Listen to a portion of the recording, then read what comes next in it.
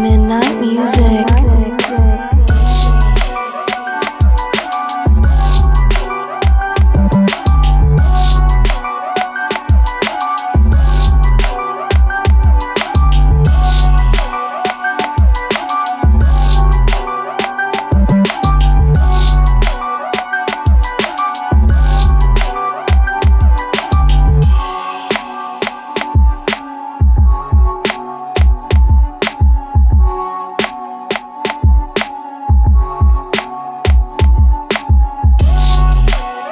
Midnight music.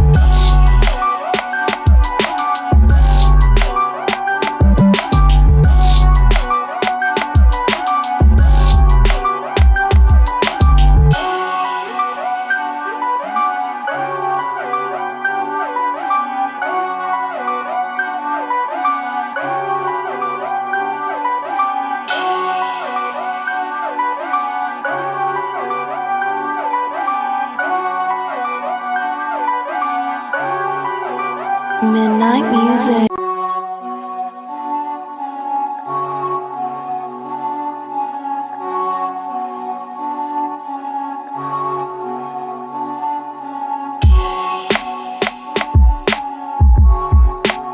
Midnight music. Midnight music.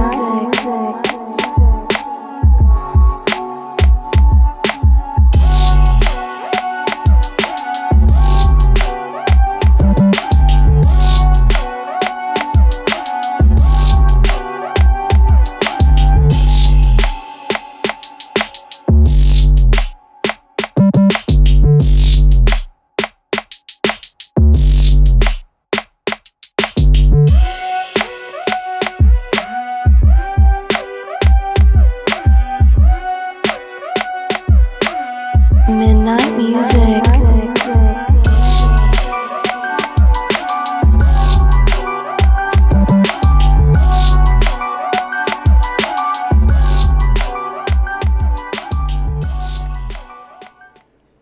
Hey, everybody. Oh, that's what else. I gotta do that shit on YouTube as well. Where the hell is it? I gotta fix that. Speaking of college teams and stuff, my basketball team is playing my college team is playing at the UBS this weekend. Frets call me CM Tarish. What's up, Frets? I missed you, pal. He's busy. Fretz is too busy making fucking Dude, I saw a fucking smoked ribs in today. the snow. Yeah. Yeah, no, dude, I was in studio today. I was checking Discord. I was like, oh, what's going on in the Where's Factory Out chat? It's like it's snowing and I'm frying ribs. I'm like, this son of a bitch. Made me so hungry. It's fucking trigger. He was doing that and watching Across the Spider-Verse. Yes. Yeah, Netflix has been weird with this, like, putting a bunch of licensed content back on. Really? Especially stuff that used to, like, Warner Brothers properties. A lot of Warner Brothers properties are on Netflix for some reason. I did not. Well, I'm not. I got rid of my Netflix. That's fine. I understand. I was just like, it's time to conserve money. After Comic-Con, Yeah. I was like, all right, we got to calm down. Yeah, you're not missing too much. Yeah. Oh, Ricky, I forgot to tell What? you, it's been 2 months, but I finished Clone Wars and I finished a Jordan documentary. Nice. All right, which one do you want to rave about first? Oh, definitely Clone Wars. Oh my god, dude! Those last 2 or 3 episodes, just the way it ties into 66? everything. Yeah. Yeah. And then I watched Revenge of the Sith like right afterwards. So the tie-in was really good. The writing was fantastic, and the story was wrapped up so great. So yeah, Clone Wars was awesome. I started watching Bad Batch too. Oh, Bad Batch is fun. Yeah, Bad Batch is a lot of fun. Like the first few episodes where it's just like, canon with just everything going on in Camino is really interesting. And then it's just like, okay, now we're going on adventures. It's just, yeah, it's fun. The Bad Batch is just, it's like it's a bunch of fun side quests. Yeah, they do have a good story in season 4. They really, really do. And Yeah. so you finally finished the Jordan doc. How was that for you? Jordan Duck was also really good. It won for best documentary when it came out. Yeah, it was incredible. Jordan is just such a piece of shit. He's But, a like, savage. Yeah, he's just gross, dude. The baseball episode was really funny too. Because he's like, yeah, I pretty much just did it for my dad. Yeah, and Frank Coda was like, yeah, if he would have fucking stuck with it, he would have made the majors. He would have. Yeah. He definitely would have. He definitely would have. But I forget why he went back. But he ended up going back. Oh, the baseball strike. Yeah, the strike fucked it up. Yeah, the strike was just like, let's go play basketball again. He got the itch and he won 3 more rings. It was the strike mixed with people saying that Jordan couldn't do it anymore. And he was like, oh, all right, here we go. Yeah. Yeah. People just never learn. It is just a shame though they didn't bring them all back for 1 more year. Oh no, it's horrible management. Like you would never see that. Yeah, Cruz was a moron. It wasn't Cruz. What the fuck is his name? Reinsdorf. Jerry Cruz? I thought it was Jerry No, it's Cruz. Reinsdorf. Oh. It's Jerry Reinsdorf. Like Jerry Reinsdorf is a weird character because like from the first episode you realize they hate that man. Yeah, well he's dead. Yeah, right? he Is passed dead? away. So unfortunately he couldn't So, be on yeah, the dock to defend himself. But you had enough historical that was the one footage. thing is I would have liked to have heard his side of the story, even if it was like archival footage, but they just didn't. They had had a fair amount of it, you know, that they used for the doc. But like I said, it would have been great to like see how he would have thought about it in present times. Yeah, looking back, because dude, if they came back for that what was it 99? 99 was the would have been strike 99. season. Yeah, they would have dominated. They would have won 99. Yeah, they would have won 4 in a Yeah. row. Like You may not have the Lakers dynasty. Like remember, the Lakers started their dynasty in 2000, 2 years after Jordan left. You know, but like when you look at Reinsdorf's like he's one of those guys that he was actually really good. He's a brilliant GM. Like very like clearly like the management like he constructed that team. Like he made all the right moves. The problem with Reinsdorf is that he wanted to get all the credit and like no one in the right mind is like, dude, you're not going to get credit for this. You're a general manager. Like you work in the shadows for a reason. Like you're not supposed to be known. I don't think that's fair though, because I think he does deserve credit. He does, and I think they gave him appropriate credit, but I think he wanted to be like known as like the guy. But when you have people like Phil Jackson and Jordan and Pippen, like you're not going to get the initial credit. I feel like he got appropriate credit, and I feel like he just wanted more of it. Yeah, well, yeah, at the end of the day, right? It's the players who play and the coaches who coach. Correct. Yeah. Yeah, you get the but here's the thing, like you don't get the credit, but you get more money. Like you own the team. Well, no, he wasn't. He was the manager. Man, but still, like you're in the front office. You're like, gonna get a crap ton of money, dude. Yeah. Yeah, you get credit among the other GMs and like the executive class, right? Yeah. Like the people making all the credit among moves. The public, Yeah. like you want, you're a playmaker. Like you're like you don't get the credit, but you're also like more important. Yeah. In the bigger picture. Yeah, he had an eye for talent. Like he was great. I mean, Harbaugh's a White Sox GM, but like as a basketball GM, he was good. But like he clashed with Phil and like it was. You want Phil out. You want Scotty out. Yeah, I'm just like, dude, what are you doing? Like, what are you doing? But like, kudos to Phil. Be like, all right, cool. You know, like this is what it's gonna be. All right, guys, this is it. Let's just fucking dominate everybody. Let's just go in. I also love how the flu game was just food poisoning from bad pizza. I thought that was really well. funny. They never said he had the flu. They said it was flu-like symptoms. Yeah, flu-like symptoms. He's like, yeah, it was just food poisoning. You ordered a 2 a.m. pizza. I was hungry and I got sick. I love how after they won the 6-1 in Utah, he's in his like penthouse suite in Utah, like drunk as shit, smoking a cigar and playing a piano badly. Yeah. Yeah. He's like, this is it. Dude, Jordan stories are the best. They're not even the like some of the stories they did aren't even the best stories like that they had on the doc. By the way, Carmen Electra still stuns me after seeing that documentary.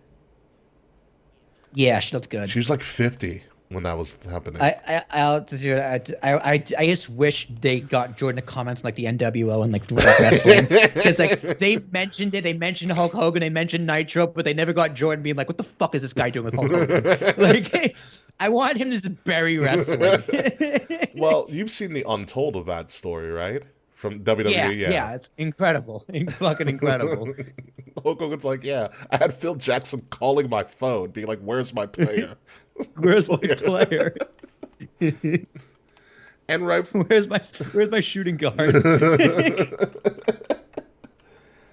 was he a shooting guard or a small Rodman forward? was a power forward. Power forward. Rodman Power is forward. one of the most brilliant basketball players in history. Defensively, yeah, he's a defensive player. Mm-hmm. But just like, I mean, the Rodman episode is one of the best episodes because you just see him just being a drunk piece of shit. Yeah. He's like, I just had to leave. I had to go to Vegas like 10 days. It feels like I'm not giving you permission. You're going to talk to Mike. And Michael comes in, he's like, "What do you want, coach?" It feels like, "Dennis, tell him." I want 2 days off. Mike's like, "You're getting 2 days off. I want fucking 2 days off." It's one of the best interactions of that whole documentary. Is Rodman lobbying to get time off so he can go on a bender in Vegas. It really is probably one of the greatest documentaries ever made. It's because the way it's edited, because even like the hooks when they leave you at the end of an episode, it's just though that drop off point is just like, fuck, that was really good. That was really good. And it's a sports documentary, and the way it goes back and forth. They're telling two stories simultaneously. The soundtrack's brilliant. The soundtrack's brilliant. Everything with his dad. Yeah, that's a shitty story. Members in his life. All the footage they pulled up. Mm-hmm. Like all the archival footage, the dream team and the redeem team, like all that stuff. Yeah. How much he hates the Pistons. Because Isaiah Thomas is a piece of shit. Yeah, how much he hates Isaiah Thomas. That's the reason Isaiah Thomas wasn't on the dream team. Yeah. He was an asshole. His whole thing is like Republicans buy shoes too. It's like, man, we need more of that today. Well, it's because Michael never, and I think it was a right move of him, never like said what his political affiliation was. He just kept it quiet because he's like, I'm here to play basketball. It was a smart move. So what Charles Barkley said, I'm not a role model. Charles has learned. Well, Charles should not be a role model. Charles, you ever watched the NBA Dream Team doc? No, that's the one on Netflix. No, though, right? that's It's the called, Redeem Team. Oh, There's two different ones. So the first doc was the Dream Team doc that the NBA produced, I believe, and it talks about how they put the team together. And that's an interesting one because that talks about the original team.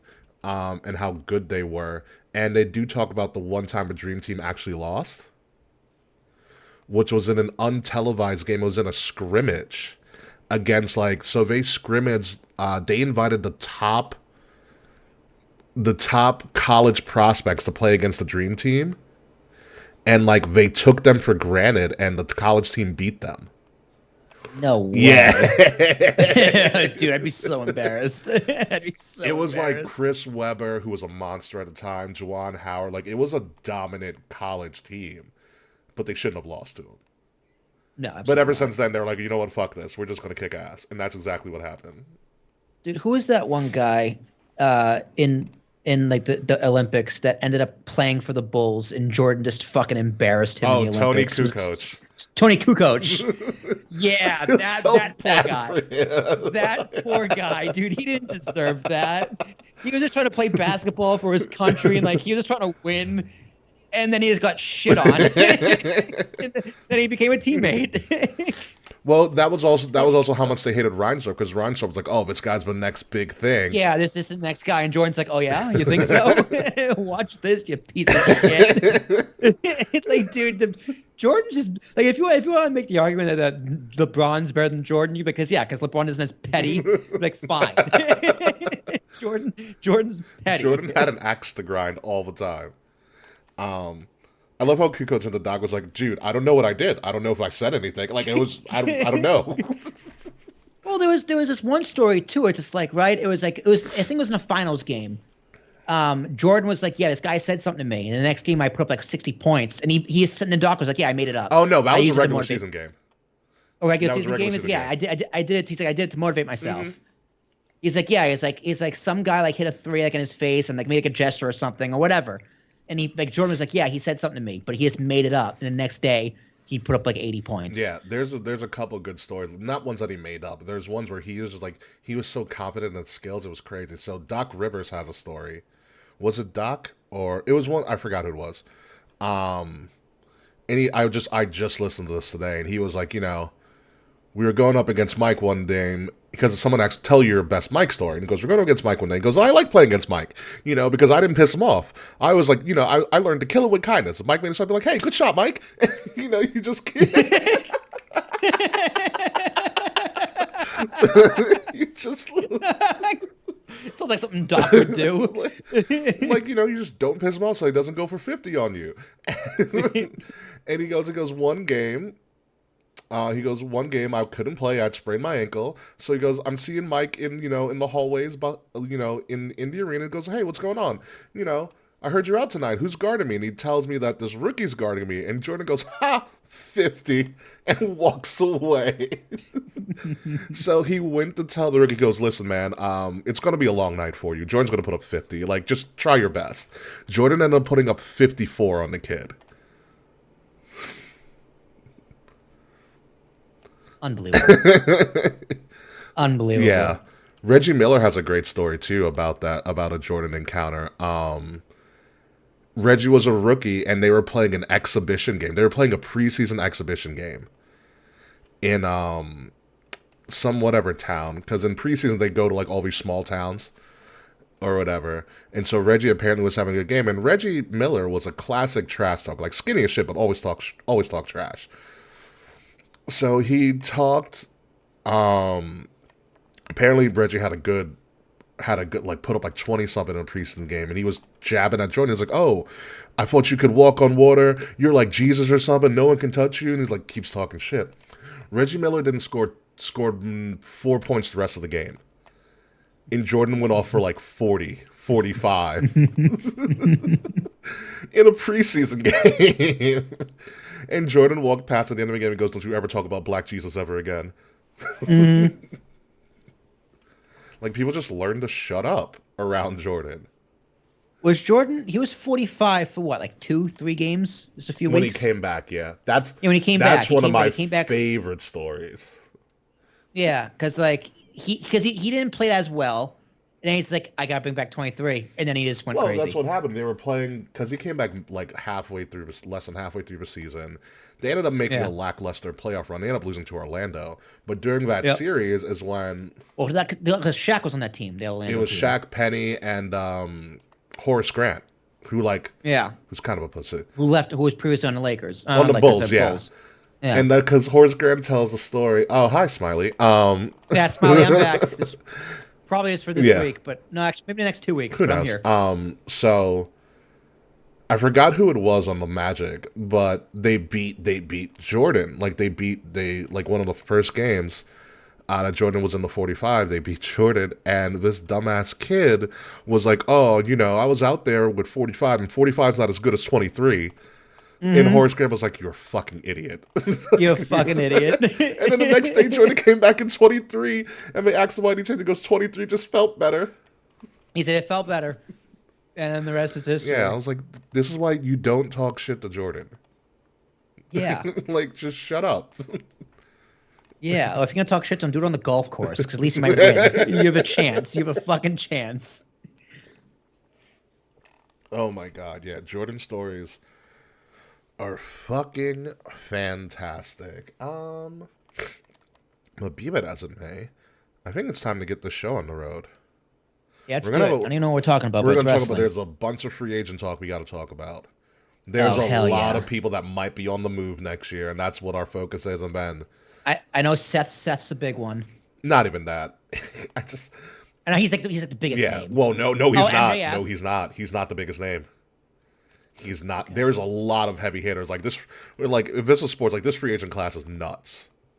All right. This is going to be really fun. We're going to play a lot of where the hell are they going to go.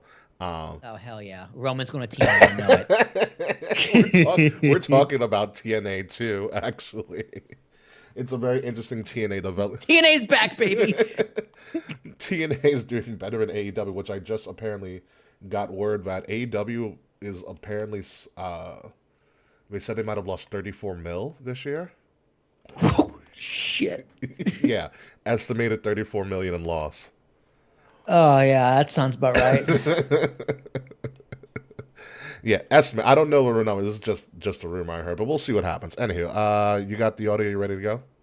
Yep, I'm good. All right, just give me a countdown. Let me start rolling here. Let me do a backup. Starting in 5, 4, 3, 2.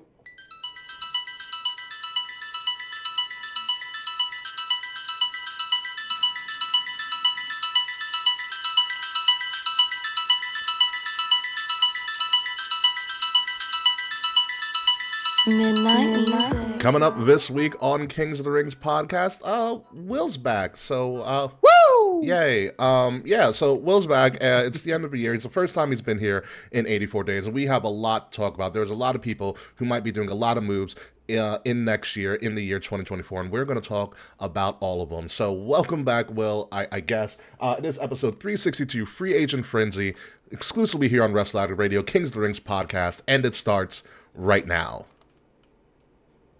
Short and sweet, baby. Midnight music.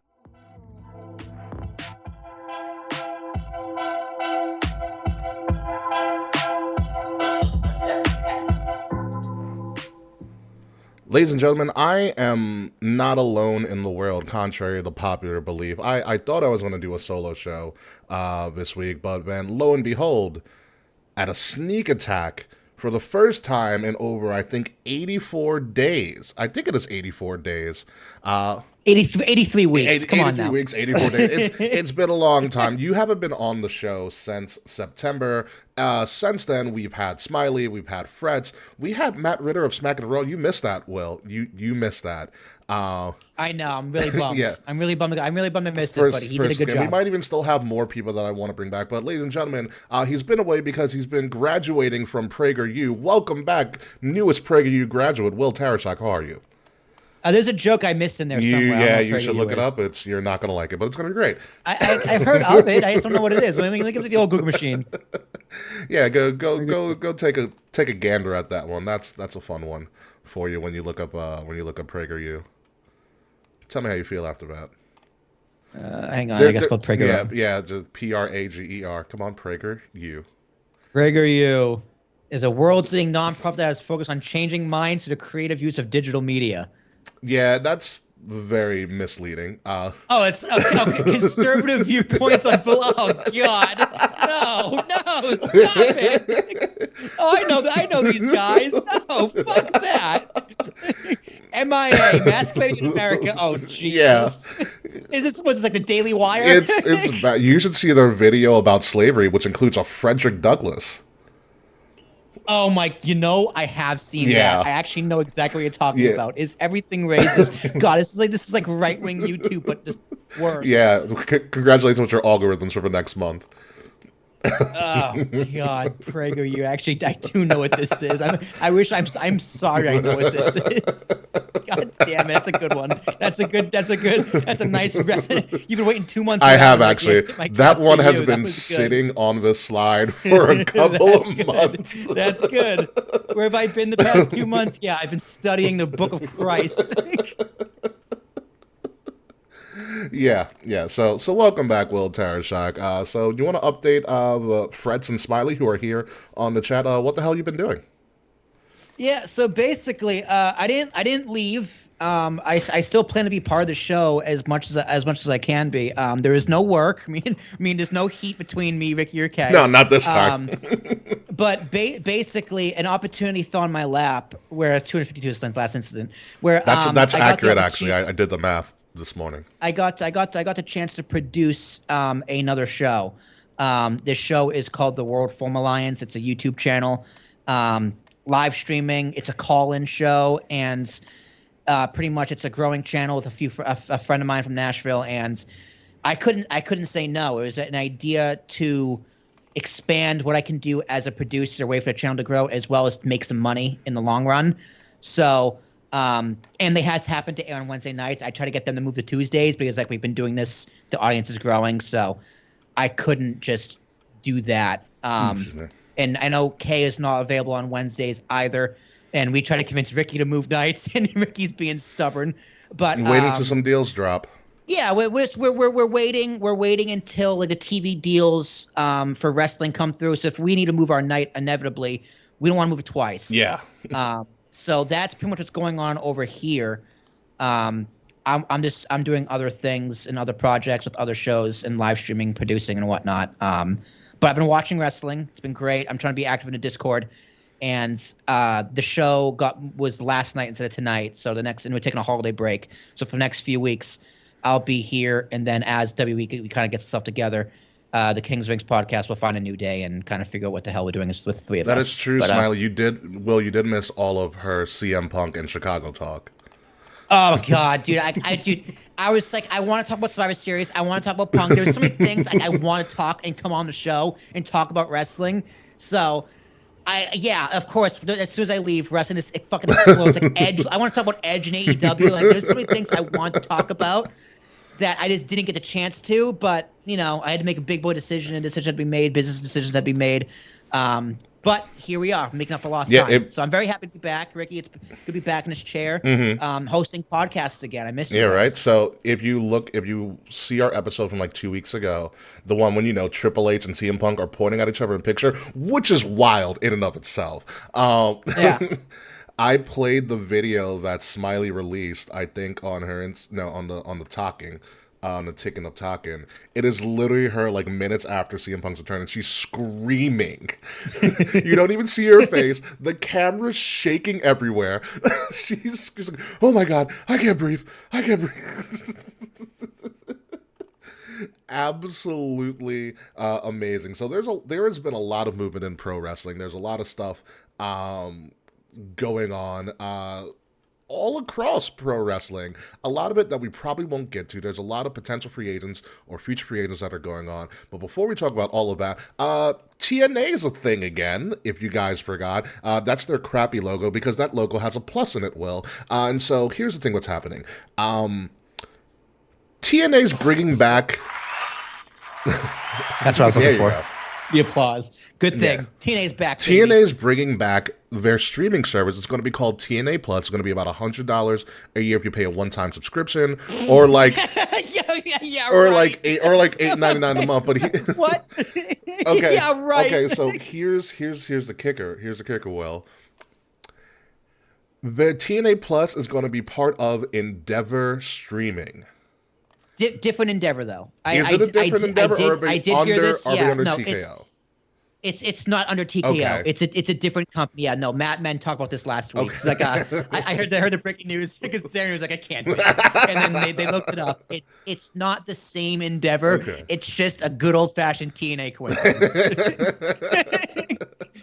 Yeah, it's going to be part of a different streaming service, but it's not under the WWE umbrella because otherwise we'll just go to Peacock. No. Yeah, which would be kind of a win for TNA, to be honest with you.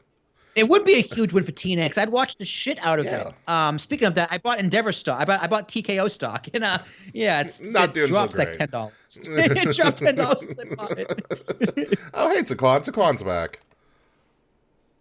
Taquan, how was college? You got to let us know how it was. You're in your third semester now, something like that.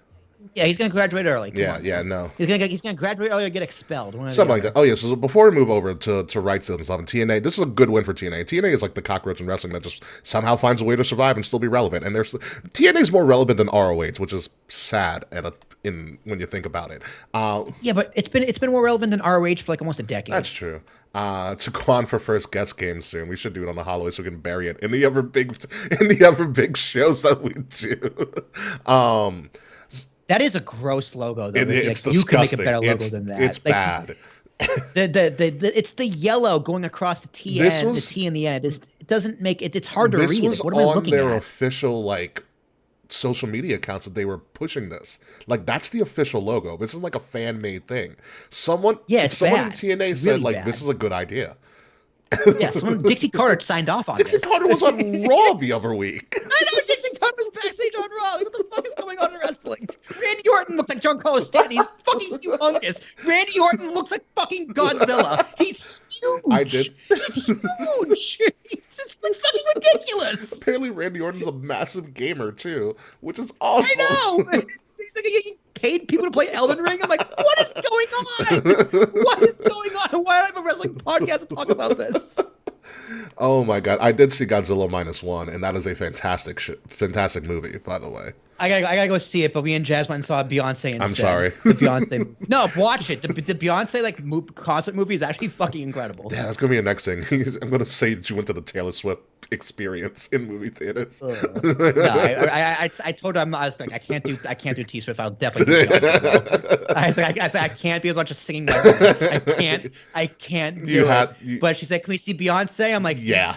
I'll go. Beyonce's a queen. I'll go see Beyonce. That's totally fine. Yeah. It was 3 hours, but it was really good. Yeah. So speaking of TV deals and stuff, and so here's what I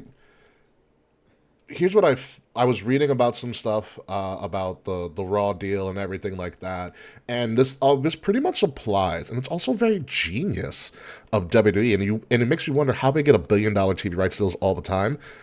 WWE does the production for all of their shows, so all they're doing is giving the feed to the television companies. Oh, that makes a lot of sense. Yeah. It is like it's at like almost no loss to the TV companies. They're just streaming it on their servers. So wait, so when Fox pays for NFL, like Fox needs to provide all the TV crew and everything. Because they have their own specific designs. Right. Yeah. But WWE's just like, no, we got you. Yeah. So it saves USA or Fox or anything else. TNN or whoever an absurd amount of money. Yeah, which also makes WWE in such a power position because they're like, oh yeah, we can wait till our deal expires, sign a deal the next day, and just shoot you the feed. Yeah, you know. Yeah, there's no rush. So I'm like, oh god damn it. It's smart on them because they work with the same people. Yeah. Right? It's a traveling service, and everyone knows how everything works. Yeah. It is really smart on them. Yeah, it's also the longest since Wrigley Brothers retired. It's the longest traveling show in the world, longest traveling show in the world. I believe it. It is happening. So that's the deal. So hopefully WWE doesn't like stall with Raw. There's a very, very badly there's like a not verified report that WWE might bring Raw to Warner Brothers Discovery and be on TNT. I did see that, which isn't happening. I would eat my hat, but it would be really fun. It'd be so hysterical. That would be totally solidifying that Vince McMahon is out of power. If he went to TNT, that would be brilliant. But no, speaking of TNA, good for them. Also good for them. Okada's coming to TNA, not officially, but he's doing a little bit of a run. He's done this before. But Sports Illustrated did report about a week or so ago that Okada's going to be a free agent in 2024 when his contract's up with NJPW. And there has been discussion that he is interested in taking his talents to the Americas. Oh. Yeah. Yeah. Granted, Okada's like 34-ish, so he's still got a lot of time to go.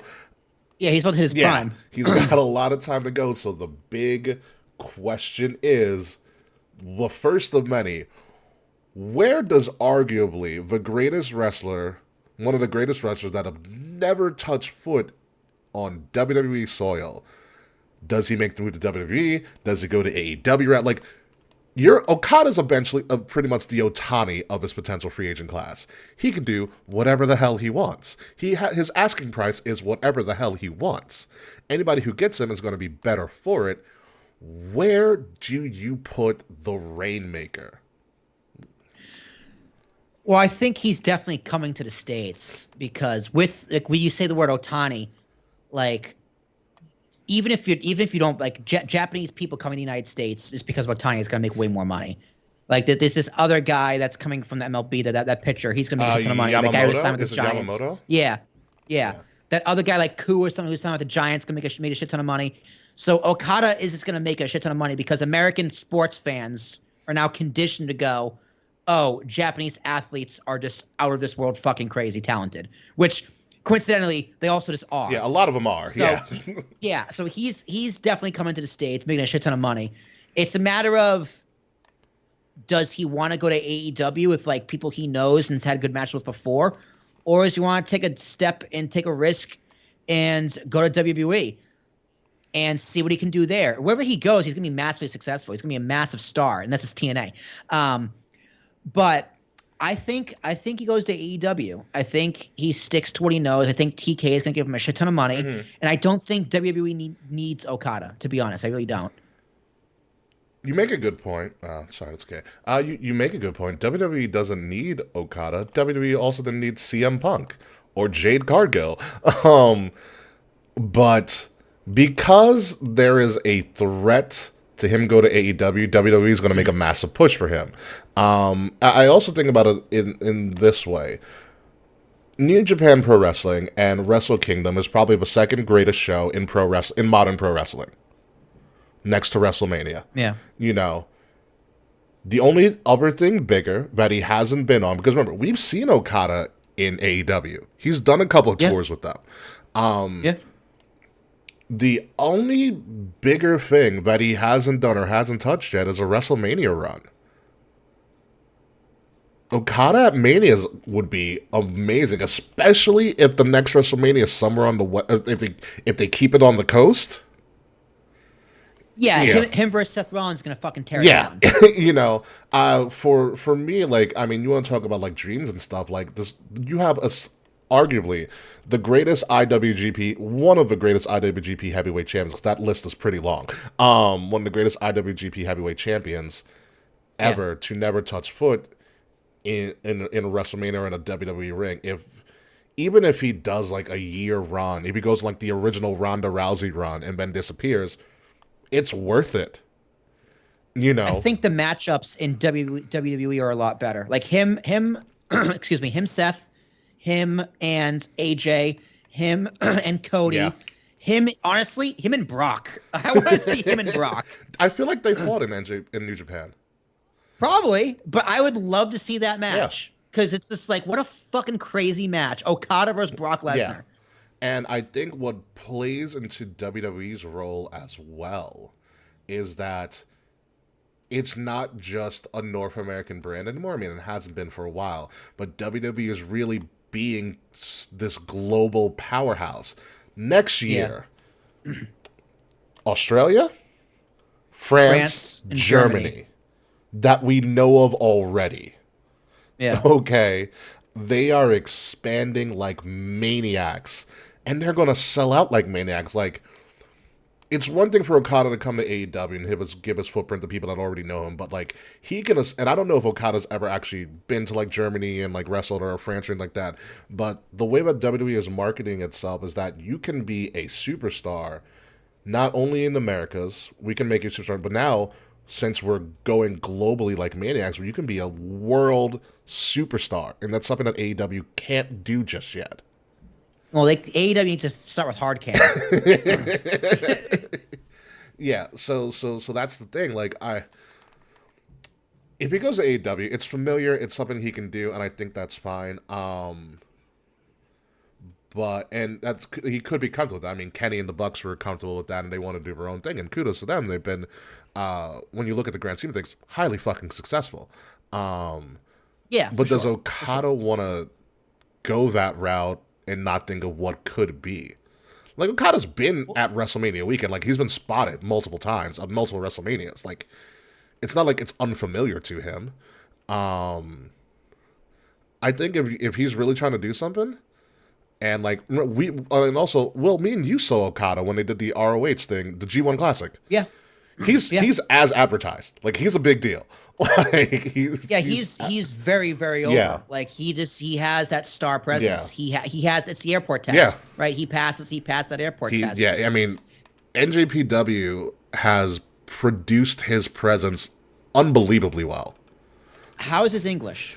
That is my other concern too. Like how are you going to market him? I don't know. I honestly don't know. Because obviously, when you watch an NJPW show, it's going to be in his native tongue, and so there's going to be English translation. So, like, I don't know if he's like at the point of being bilingual or anything like that. Like, I'm not worried about WWE like fumbling him or making him like a Tozawa or a Funaki. Listen, Tozawa's doing great right now. Yeah, Tozawa is doing great, but I'm not afraid of like Okada coming in and being a joke because of the language barrier, right? I mean.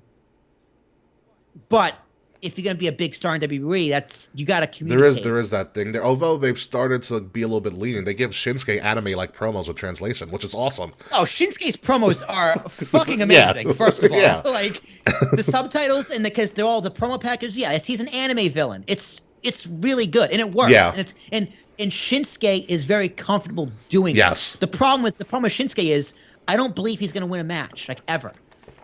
But when you have Okada. It can work. Yeah.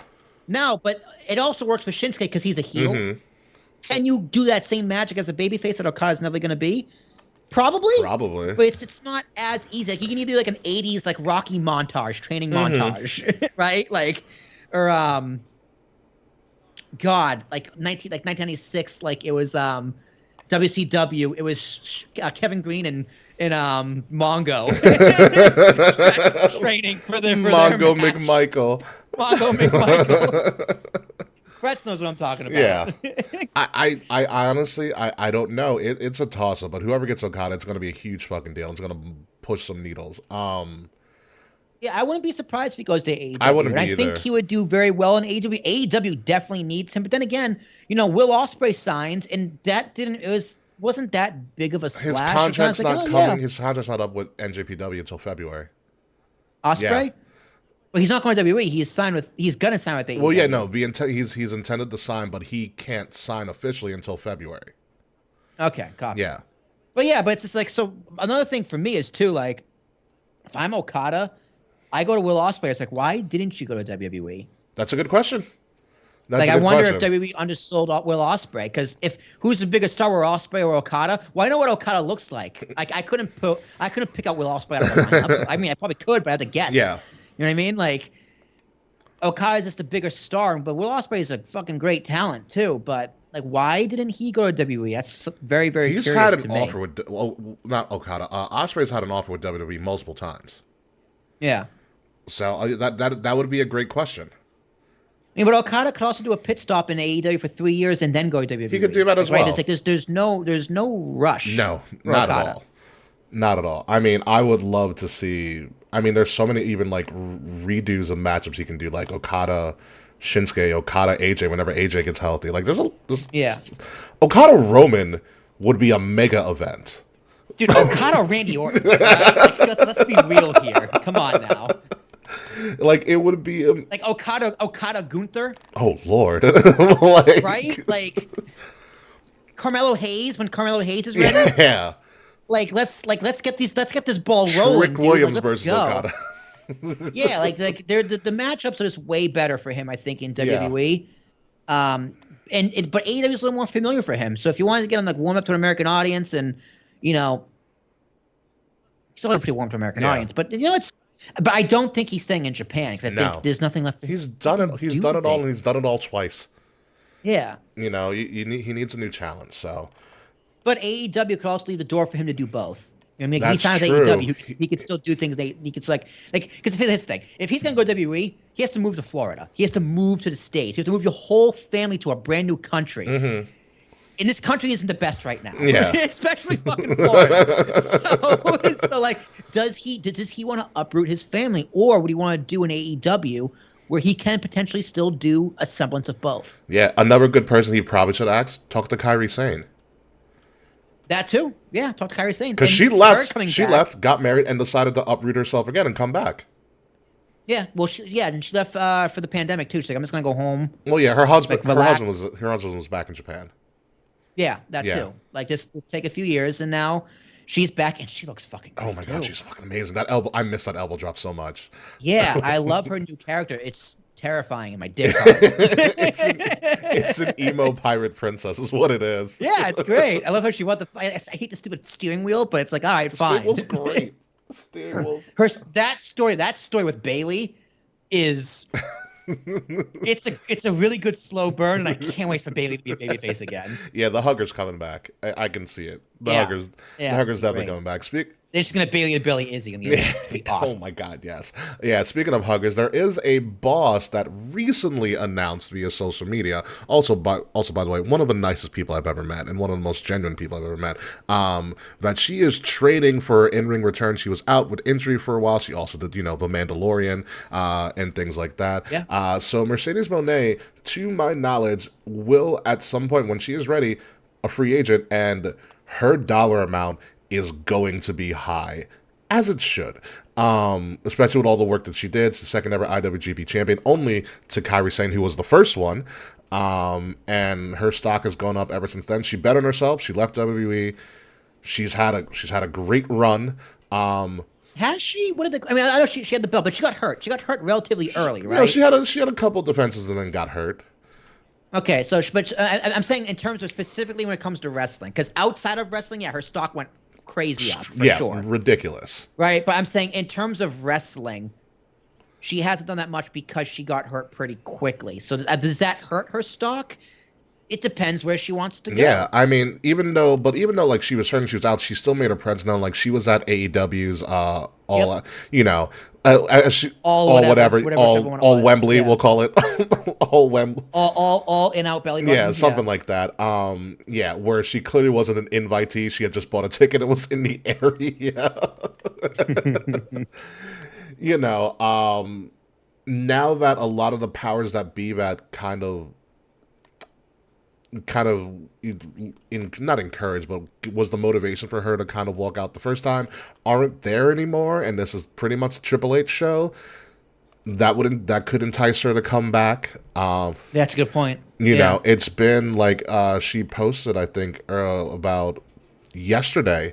Yeah, yesterday was she posted the video of her first match in NXT. It was 10 years ago. 10, 11 years ago. Wow. Yeah. Yeah. Wow. Yeah. Yeah. So she's like 32, right? No, 32 she's years old late. now? No, now. Oh, now. now? Something like close to it. Something like that. Because I know she's younger than me. But yeah, so her price is going to be high. And when you look at women's divisions, NXT always has a fantastic one. Impact is doing really well. Although it's not on the slide, but I will mention Deonna Purrazzo might be on the market very, very soon, and her stock did really well once she left WWE, or got fired actually, and changed her attitude and became really good. Who was she in WWE? She was Deonna Purrazzo. Okay. Yeah, like she kept the name. But that was also an NXT, so we don't know if she would even come back and they'd have her change her name, but hopefully she's wised up and got the rights to her name, so that she can still continue to use it, like a Mickie James character and whatnot. So you look at Impact is great. Trinity's doing really well over there, formerly known as Naomi. She's a pretty big star. AEW's women's division baffles me a lot of the time. So when I'm thinking of Mercedes Moné, a.k.a. formerly known as Sasha Banks, I think the best bet for her is probably WWE, more so than like Okada going to WWE, because Okada, I think, could go to AEW and be just fucking fine, But I think if you put Sasha in AEW, does she get lost in the sauce that is that very, very weirdly, very, very weirdly managed women's division? There's nothing for her in AEW because TK has practically said he doesn't like women's wrestling. Yeah.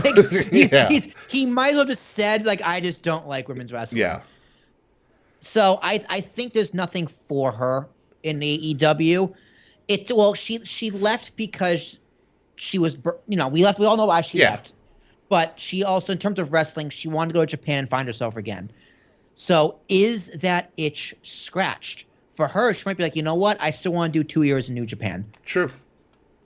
So, and I think there's nothing wrong with that. Like WWE, she can open that door whenever the fuck she wants. Yeah. And I don't think she'll get lost in WWE. I think WWE will find a place for her. Like her versus Rhea Ripley needs a Sasha Banks right now. Mm-hmm. Rhea Ripley very much needs a Sasha Banks. Rhea Ripley has no one to dance with. Yeah. Which is a big point. She's had anyone to dance with all year, which is why she's done so good with the Judgment Day. That's why she also But her dances title with run- Damien and just puts Damien in his place. Yeah, like Rhea Ripley has done great character work, but the title is useless because she has no one to fucking wrestle. Yeah. And she needs a Sasha Banks. Mm-hmm. And that's leverage for Sasha. Whereas on the SmackDown side, Io has plenty of people to work with. Yeah, because most of She's the a four full horsewomen division. are over there. Yeah. So I would love to see her back in WWE. They'd find a place for her. AEW, there's nothing for her there, but it's up to her. Does she have the itch to find her love of pro wrestling again? You know, that her getting injured took that away from her. Yeah, and I think the evolution of her character, especially when she went from the boss to the CEO, was great. Was a great evolution, and she's always had a thing for Japanese wrestling and Japanese pop culture. If anybody follows her, so I think this is one of the things where she left and she's like, okay, maybe I could just do all the stuff that I want to do, which is sometimes the best thing for wrestlers. Drew McIntyre did it. Cody did it. Cody famously did it with The List. He was like, now that I'm not confined to my contractual obligation to WWE, which is at the time pretty tight. Now I can do all of these personal interests, and when I'm ready to come back, I can come back. And right, but she didn't get to do that though because she got hurt. Yeah, she did a lot of it though. Like she won the title. She was going pretty great marketing, but there could, like you said, there could be that itch where it's like I got injured and I had to give up my title because I got injured. Right. So now it's a matter of, okay, do you want to let bygones be bygones, or do you still have something to prove to yourself or someone else? So yeah, I think if I were her, I'd probably go to Japan for a year or two. Okay. That's what I would do. But if she wants the money, which a big reason she left was due to money. Her contract was shit compared to everybody else. Yeah. Well, yeah, I don't blame her for that. Yeah. So if you want that payday, I think you're pretty much going to get it now. Oh yeah, without question. At least, I still don't think you're gonna get like Charlotte or Becky money, but you'll be pretty close. She'll get. I feel like she will get around the mill. Yeah. Yeah. She's definitely worth. She's definitely worth $1 million. Like Roman gets 4. There's only certain people who get 4. That's like the highest echelon. Except for if you're Brock. Brock got like 13. Yeah. Yeah. Yeah. So yeah, I think she's definitely because she was getting what, 250? She was getting a lot lower than $1 million. Or 5? I think it was around 5 or 6. Yeah. Which no, she's worth $1 million a year. Just in base and everything else with merch and everything. Incentivization, all of that stuff. Just base, I think Sasha Banks is easily worth $1 million a year for sure.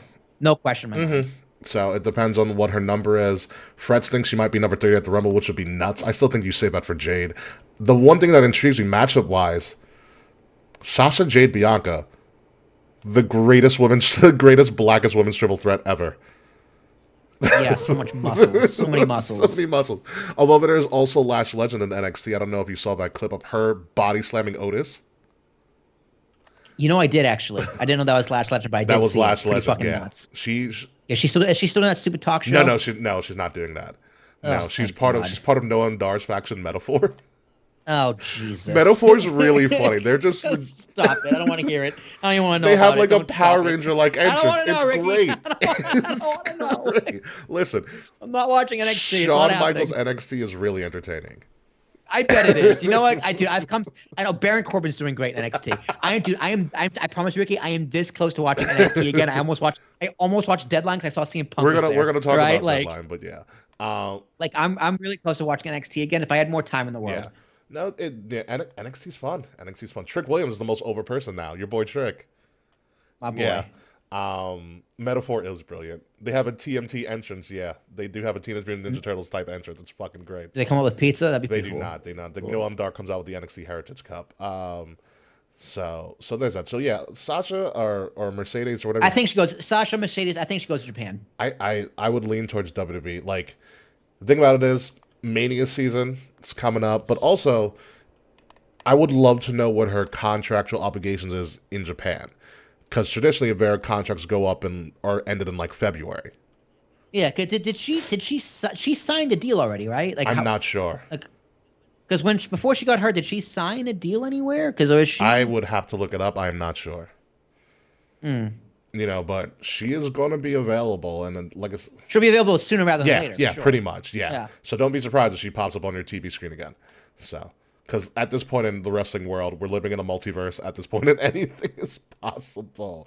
Yeah, no, for Yeah. sure. Yeah, doors have been Yeah. opened. Speaking of crazy, this is one of the craziest pictures that hit the internet this Monday night. It was at the Iron Claw movie premiere, and it's MJF shaking hands with John Cena. MJF is supposed to be a free agent next year. There are rumors of that he's already re-signed with AEW. I don't believe that one bit. If MJF's a smart man, Yeah, I don't believe that. Yeah, fucking right. You Was know. Tony Khan Tony Khan wishful thinking? yeah. They were at the Iron Claw movie premiere, which is about the Von Erich, starring Zac Efron, of all people, who's playing a Von Erich. Apparently, MJF is also one of the Von Erichs in the movie. I heard that. I heard mixed things about the movie. I heard like wrestling purists hate it, but regular people love it. See, that's the problem, because I am on the fence. I was like, do I want to see this? A24 has a good track record of making pretty good quality movies. They are like an independent film company.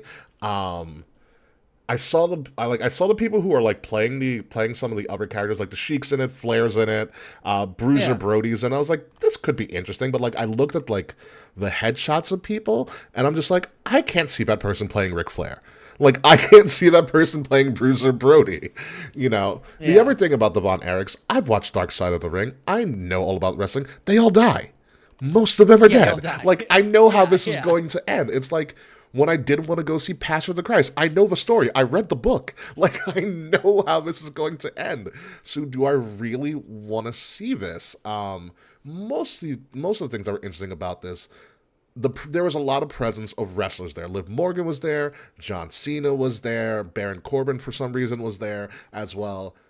There was a lot of WWE people compared to, from what I saw, MJF and Lana, a.k.a. CJ Perry, were the only two AEW talent that I noticed from the pictures that have circulated the internet that were there. Aren't like the Von Erichs like wrestling for AEW?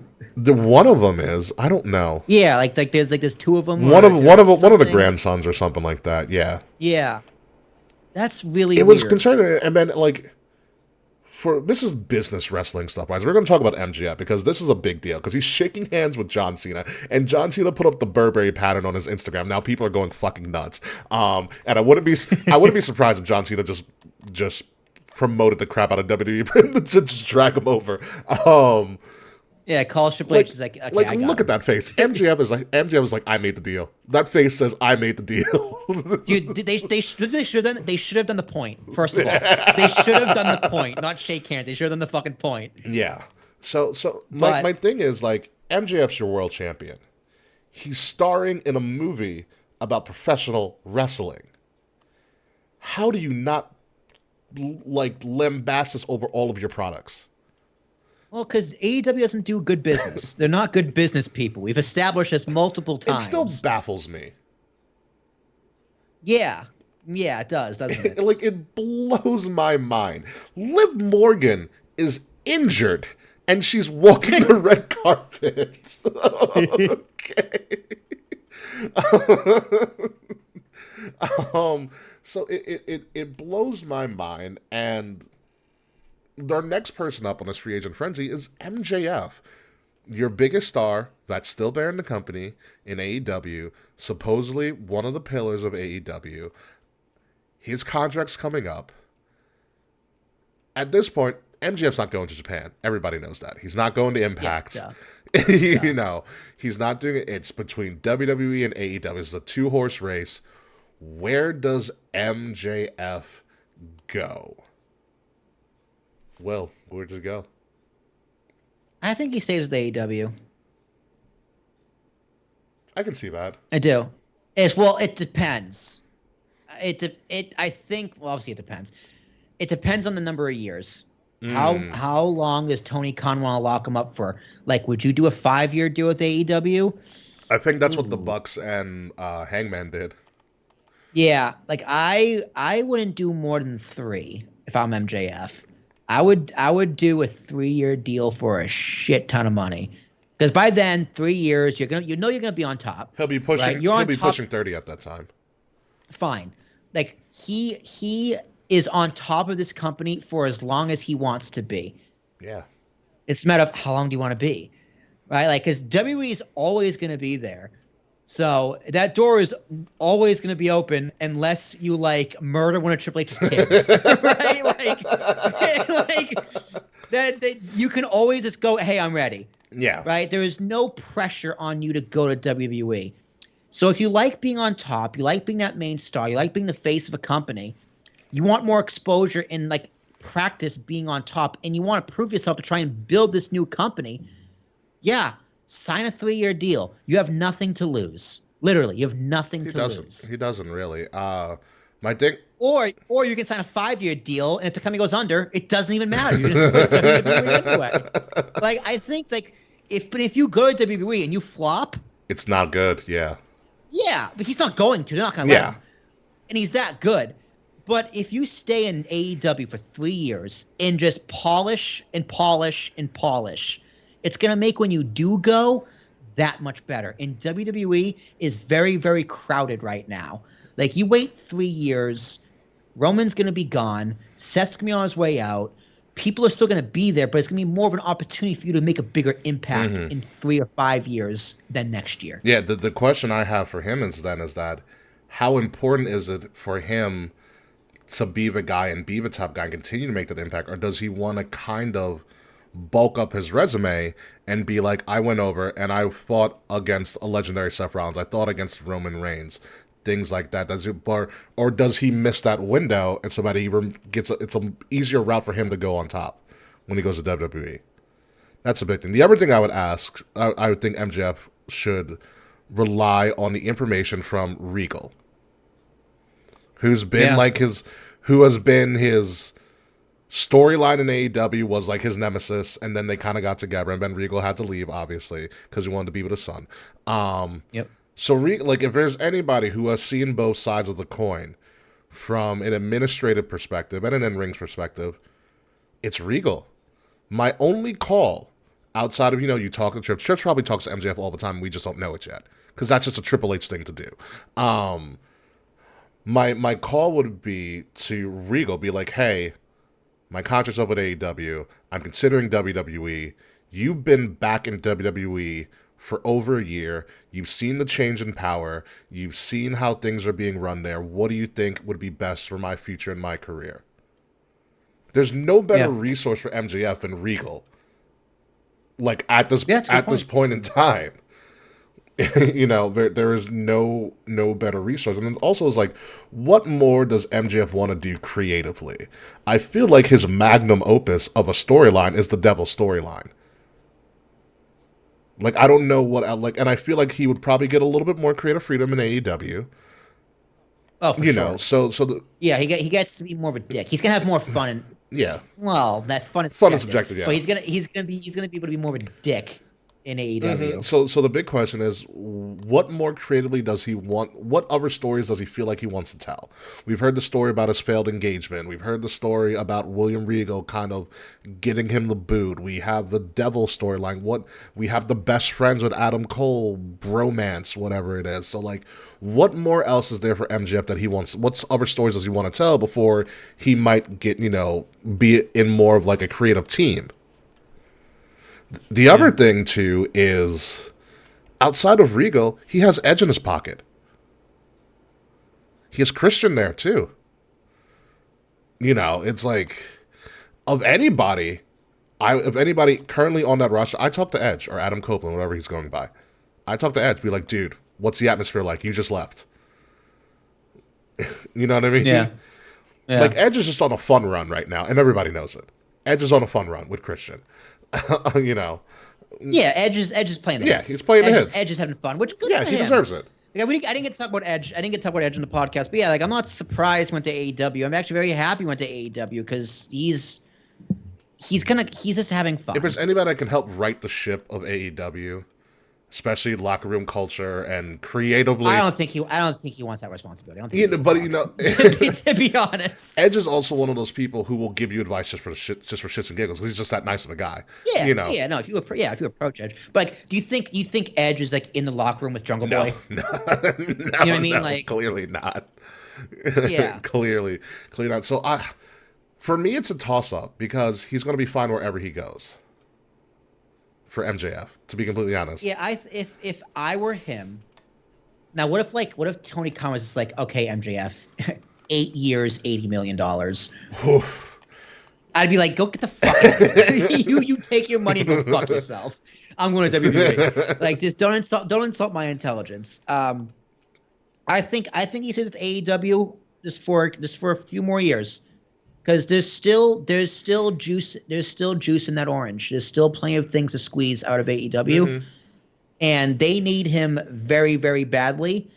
And I don't think he'd get lost in the shuffle in WWE, but I think he would do better work overall in AEW for the next few years.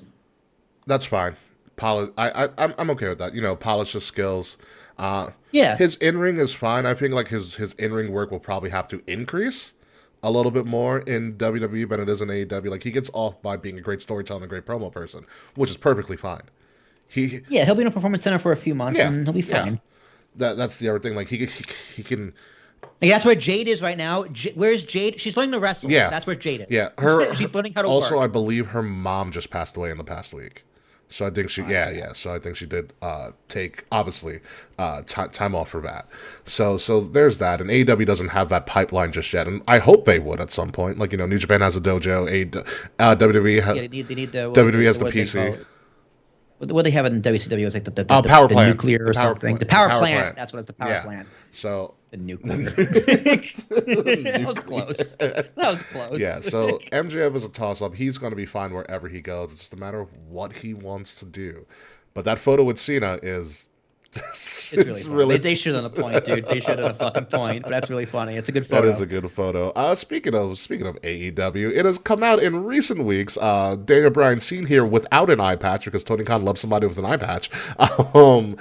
Daniel Bryan was on the committee that recommended that CM Punk be fired from AEW. It has also come out in reports, and I believe Daniel Bryan or Bryan Danielson has also confirmed that he is also a part of this committee that AEW has put that has begun to fine people for their social media posts. Oh God. Yeah. Was Daniel Bryan becoming a PC principal over here? Like Christ, is he going to start like telling people to stop eating meat? I want again? Bryan Danielson in a right to censor get up with an eye patch. That's all I want. Dude, like why are you finding people for social media posts? Like what is it? That's not going to help put people in the hard cam section. Like, it's just not. Like what are you doing? Like okay, if you want to be a committee for when people fight backstage and repercussions for CM Punk and stuff like that, fine, right? That makes sense to me. But it's just like, okay, now you give someone power. He's like, okay, what else can I do? Oh, let's stop monitoring social media like we're the fucking government. Yeah. Like, what are you doing? What are you doing? Stop this. Danielson is the new Dwight Schrute. I love it. Yeah, dude. Like, what are you doing? Like, are you trying? Well, maybe it's just WWE Mark. He just likes WWE that much. I bet you he finds people and writes on like the memo part of a check, fickle. Fickle. Fickle. It's like at this point, has Bryan Danielson become the thing that he hates? Has he? Like, where does this money go? Does money go to Birdie's college fund? Like, where's this fine money going? Like, has Bryan Danielson lived long enough to become the villain? Like, are we at this point in this arc that he has become the villain? Yeah, definitely. Yeah, what happens? You give a poor person power. This. Yeah, I think Daniel Bryan people power. That's pretty good, Fred. That's pretty good. Now I have a picture of Bryan Danielson or Daniel Bryan in like a right to censor outfit, an eye patch, and a Daniel Bryan's here, guys. Daniel Bryan. and a motor scooter just around the AEW locker room. That's what I want to see on AEW backstage. That's what I want to see. I would tune in every week to see a Bryan, like, just, it's like he's like, if Bryan Danielson just he's like a couple of ages away from being Zeb Coulter. Dude, stop it right now, because you're so right. It's hard to express how correct you are. He's that close. He is that close to we the people, Zeb Coulter. Hey, Jack Swagger and Cesaro were both there. They could do it. I know. Oh my god. When you look how xenophobic that gimmick was, it was so over. All the illegals crossing over the border. We the people. It's like, oh wow. Like, we like this. Oh my god. But yeah, that's the Bryan Danielson bad right now. And I'm concerned. Fucking Zeb Coulter. He's a step away. He's almost there. I can see it. Oh my god. We seen a vignette of Daniel Bryan shooting cans of Bud Light with an AK, an AR. I'm Kid Rock. Oh my god. Okay. So I know you didn't watch Deadline, but NXT Deadline was actually a pretty decent show, and you had CM Punk on his I'm Back World Tour with Shawn Michaels opening up a show, and CM Punk doing the most Will Turner shock thing I've ever seen is approaching Shawn Michaels in a Bret Hart pink hoodie. That's pretty good. That's good trolling right there. And Shawn Michaels goes, "Nice hoodie." He goes, "Oh yeah, I'm sorry, my HBK one was at home." But Deadline was a good show. I did end up watching it a little bit later. Funny story about that, because I canceled my Peacock after War Games, not realizing that Deadline was like the next week. Because I'm going to re-up on Peacock and do a year subscription instead of a monthly subscription next year.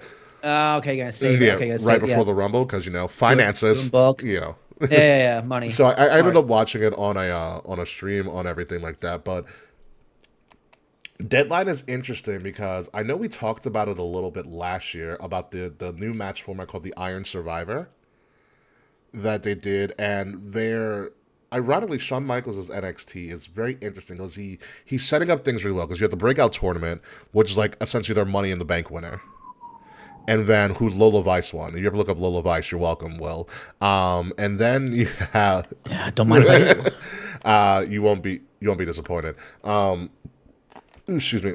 And then you have, and the breakout tournament winner can challenge for any title, anytime, anywhere. Kind of like their Money in the Bank. But then you have their... Oh, hello. Yeah, you're welcome. She used to be a UFC fighter. I can tell. I can see that. And then you have these Iron Survivors, who the winner of that gets the next title shot at the first NXT of the new year, New Year's Evil. So like NXT's got a good consistent schedule that they've developed like post takeover years, which is really good. And Iron Survivor, the more I watch it, the more I like it. This is the second year of it, and I really enjoyed it. Do you remember the rules of Iron Survivor? It wasn't like if you're pinned, you gotta go in the penalty box for like it's like 30 a championship seconds. scramble type deal. Yeah. So that I liked the championship scramble. First of all, I thought that was a pretty good idea. So here's how it is. They started out kind of a war game style. So there's five competitors, and two people start the match. Then every 5 minutes, it's a 25 minutes match, number one. So it's straight 25 minutes, nonstop. Every 5 minutes, someone else comes in. So as soon as you get to the 15-minute mark, you got 10 minutes of everybody in the ring. So it's controlled chaos in that notion. If you can lose by pinfall or submission or DQ. Once you get pinned, you go into what's known as their penalty box for 90 seconds. That's what So it was very pretty. Yeah. So it becomes a strategy. Becomes a strategy game. But what they did this year, which is interesting, was number one, you can pin two people at the same time. Like Lash Legend did the Roman Reigns pin and got 2 points. That's pretty cool. You know. It's a nice touch. Yeah, Lash Legends stock is growing. Deadline was really fun. Trick Williams won the Iron Survivor, and he'll get his title shot against Ilya Dragunov at New Year's Evil, which is pretty gross. And then Blair Davenport won, and she'll be facing Lyra Valkyria, which you didn't watch the last NXT event before, right? You didn't see No Mercy, right? No, I haven't watched NXT since 2.0.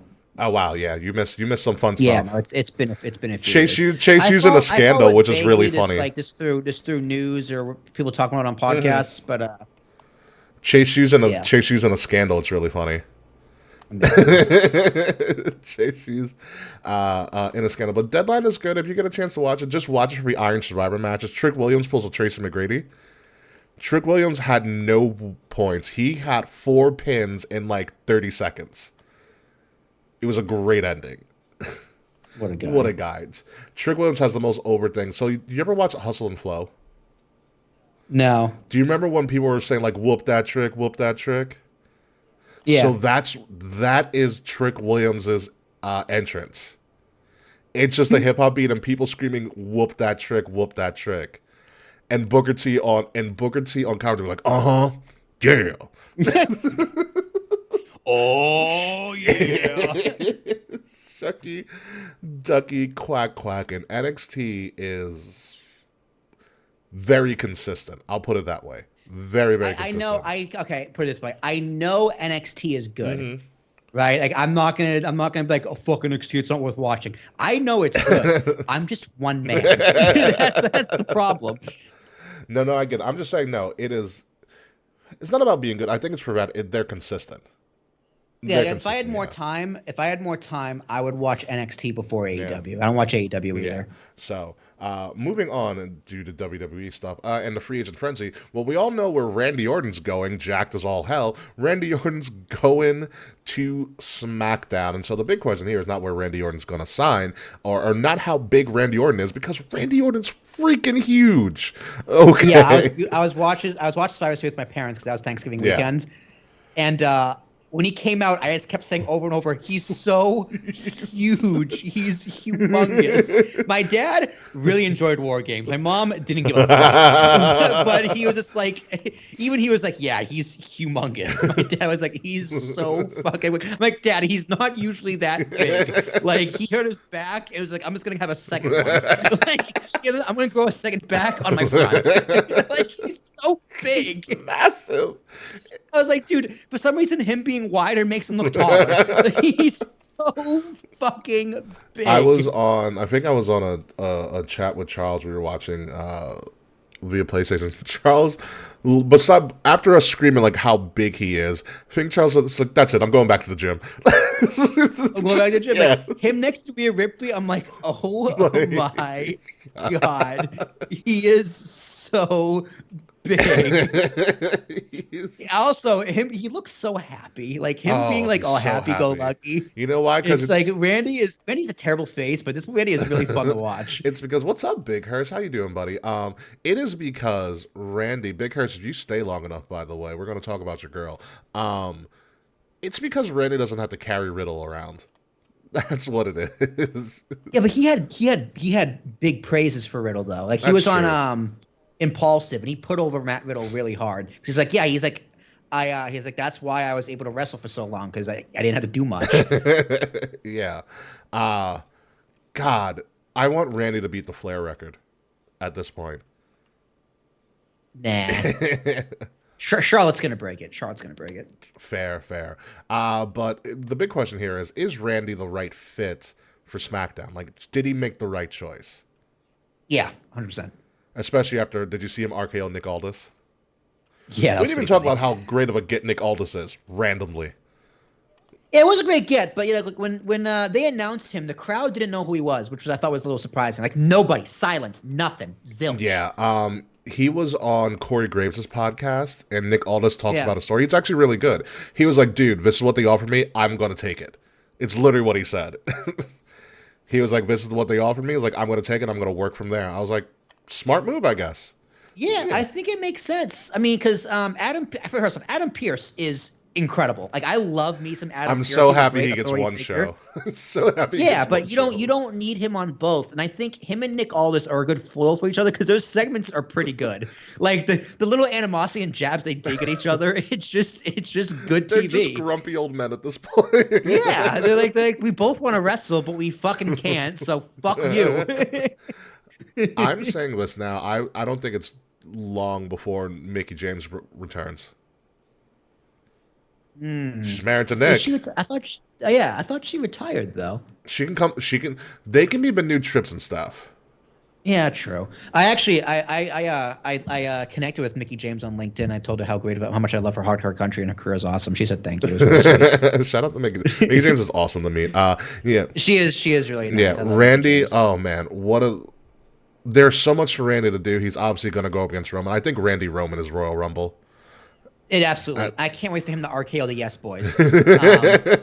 Both of them at the same time. Like, yeah, there's plenty of good matchups. Like he's gonna RKO Austin Theory. He's got him and Kevin Owens. I wanted him to like, RKO Rhea, but he didn't do it. I wanted him to RKO. He's like, Daddy's back. And I was like, no, just RKO her. Stop it. It's fine. No one's gonna be mad at you. I thought when Rhea was going to run in for the cash and she was going to get stopped by like a surprise RKO, because I would have lost my shit. Like if she's running to the ring and she gets RKO'd on the way to the ring. Now, how they did that at Survivor Series, I thought was really what a great bait and switch. Because they set up to be CM Punk, and it wasn't CM Punk. It was still Randy. Well, they announced Randy. I know they announced Randy, but the fact he wasn't there, they could have replaced him with CM Punk. They could have done anything. Yeah. But then, like, okay, people were so happy with Randy, and then post-credit scene, there was like CM Punk. I was like, oh, okay, it was really well done. Yeah, it was so smart. It was really well done. I thought I'd even like I was talking to Charles at the time and watching. I was like, they're gonna cash in during War Games. It's like it's brilliant. The match doesn't start till everybody's in the ring. If he cashes in now, it works. Yeah. I was like, oh, it was a good idea. It was good writing, good booking, and it was clever. What a finish! And Randy speaking in tongues randomly as he DDTs somebody. He was like, yeah. Yeah. It's like Jesus. Because after Survivor Series, I watched the Awesome Tacular or whatever it was called. Oh, This Is Awesome. This is awesome. And it was like the greatest villains, and it was Randy Orton. And like it was the part when Randy Orton's like he gets this. I just gotta fucking yeah. Oh, I've seen that one. Yeah. Like that interview. Yeah. My dad's just like, all right, I'm going. My dad's like, I've had enough. I'm like, Dad, you don't understand. Randy Orton's a fucking psychopath. Yeah. Props to JD McDonough for being a trooper. Yeah, what an RKO. That was great. JD McDonough's probably the happiest person on the Raw roster right now. It's like, oh my God, thank God Randy's not here anymore. Yeah, he flew like Snooker and took a bump like Foley. Oh man, yeah, Randy's the right choice. It's gonna be great. Randy's gonna help out LA Knight a fuck ton. I think LA Knight's peaked. I don't think so yet. I think my prediction, if I'm booking Mania, he beats Logan Paul. I mean, that's what you have to do. Yeah. But he has to keep the momentum because he's not become stale, but he's become forgotten since his Roman match. Because you got what you wanted, right? We as fans got what we wanted. We wanted Now the what do match. you do? Now what? Exactly. Now what? So he's not. It's also now what, and oh, by the way, Randy and CM Punk are back. Exactly. Yeah. He's a little bit of an afterthought. They gotta find a way to keep the momentum because the crowd's still behind him, surprisingly. And he's not even in the U.S. title tournament. Right. But he's not on the come up anymore. He feels like he's plateaued. He's stuck because they That's clearly don't want him in the U.S. title thing just yet. He's gonna lose. They want to use him in the upper mid card, which is good for him. But he has to have something that's he's going after the bloodline, which is Yeah. his natural story. He's got and then when he's done with that, Yeah, then he's going to go after Logan Paul because that's the match, dude. That's a great match. Oh yeah, as an opener, can you imagine that LA Knight opening Mania? Yeah, I can. I can. It's gonna be incredible. We're gonna be Yeah, there, it's Ricky. gonna be great. I can't wait for Mania, dude. It's gonna be so much. It's gonna be so much fun, dude. I almost hit you up. They're offering as a side package for Mania, and we'll move over to the next item in a moment. They're offering as a side package for either before night 1 or night 2, you could get to have like superstar brunch. Oh, with who? They don't tell you. It's like they rent out a restaurant. You get to have brunch for a couple of hours, and you get to meet all the superstars who are there, and they like work for tables and whatnot. But it's like $350 a pop. Ooh, drinks included or not included? Everything's included. Oh, that's worth it. Yeah, I would do that. Yeah, I would do that. $350, I can do that. It's a matter of doing it night 1 or night 2.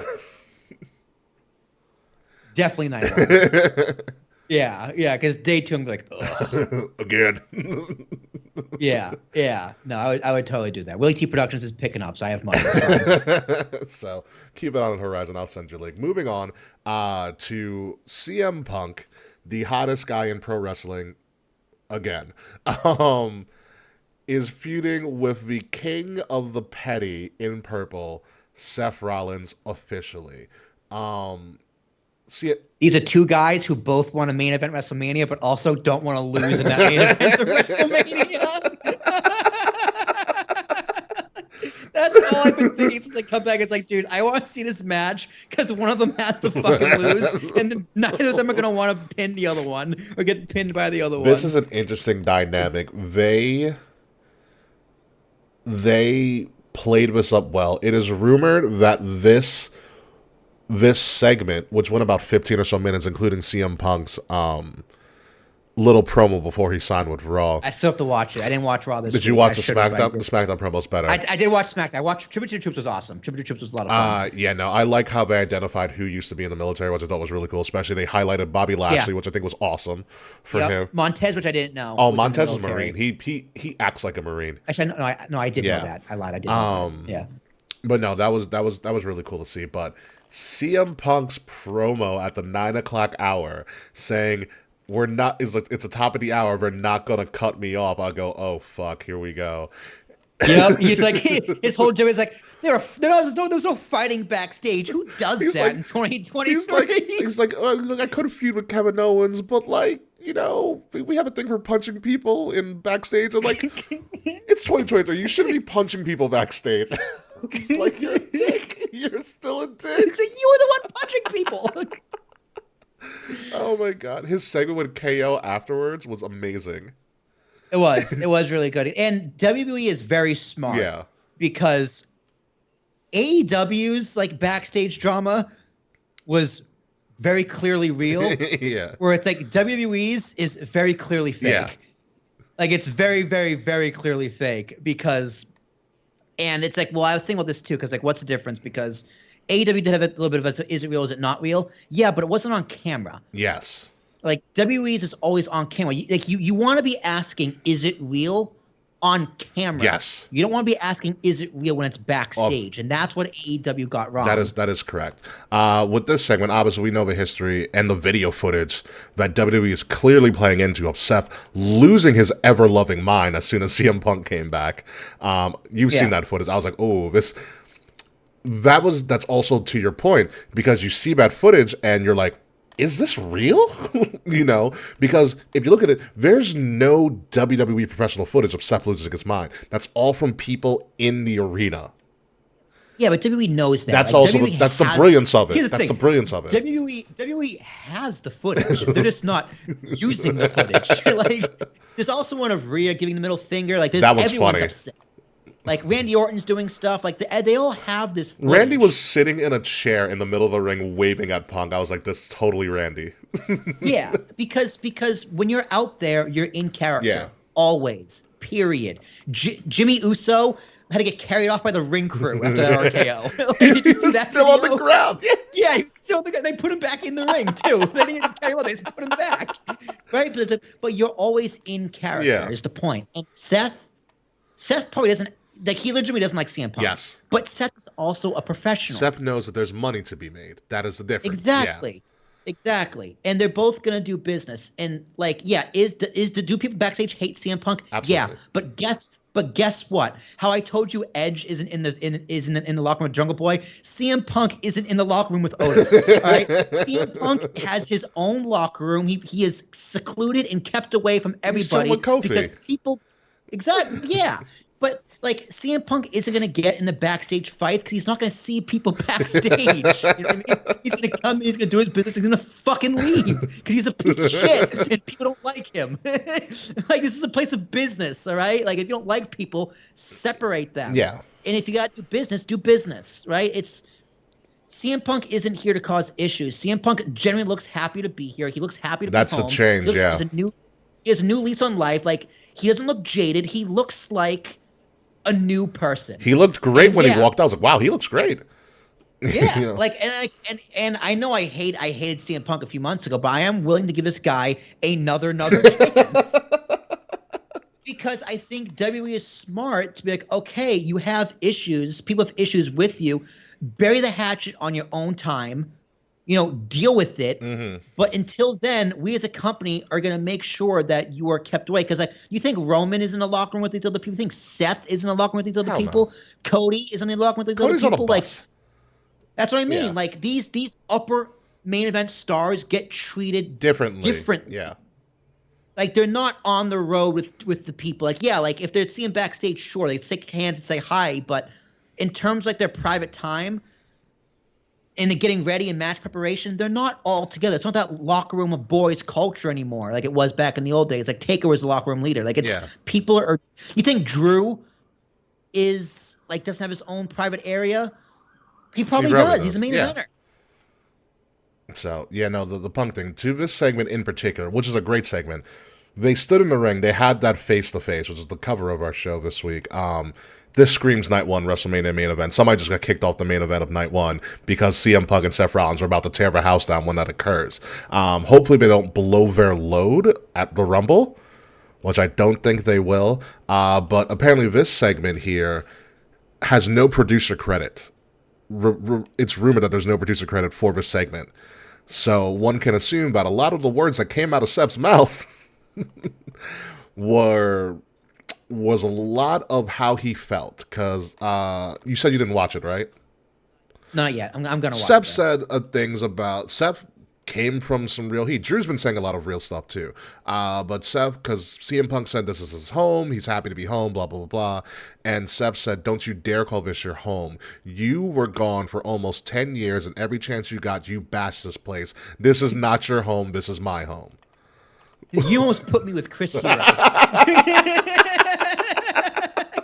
That's what he should have said. But he's right. I mean, he is right. Because CM Punk, like, listen, you gotta win back the locker room. As much as you are secluded and everything I just said, like you do have to win back the boys because you do have this stink on you that you do deserve. Yeah. But the boys got to give you a chance. Like Bobby Lashley also had an interview. He was just like, yeah, he was coming up when I was on the way out, so I don't really know CM Punk, but I think it's a mistake to just put him in the main event and give him a title. Like he's got to earn it. Mm-hmm. I agree. He has to earn it. He definitely has to earn it. Yeah, well, he's going to go up against Dom in New York City, which I am very tempted to buy tickets for. On the 26th. Yeah, I'll join Kay or something. Yeah, I'm not going to be here, but you and Kay should definitely go.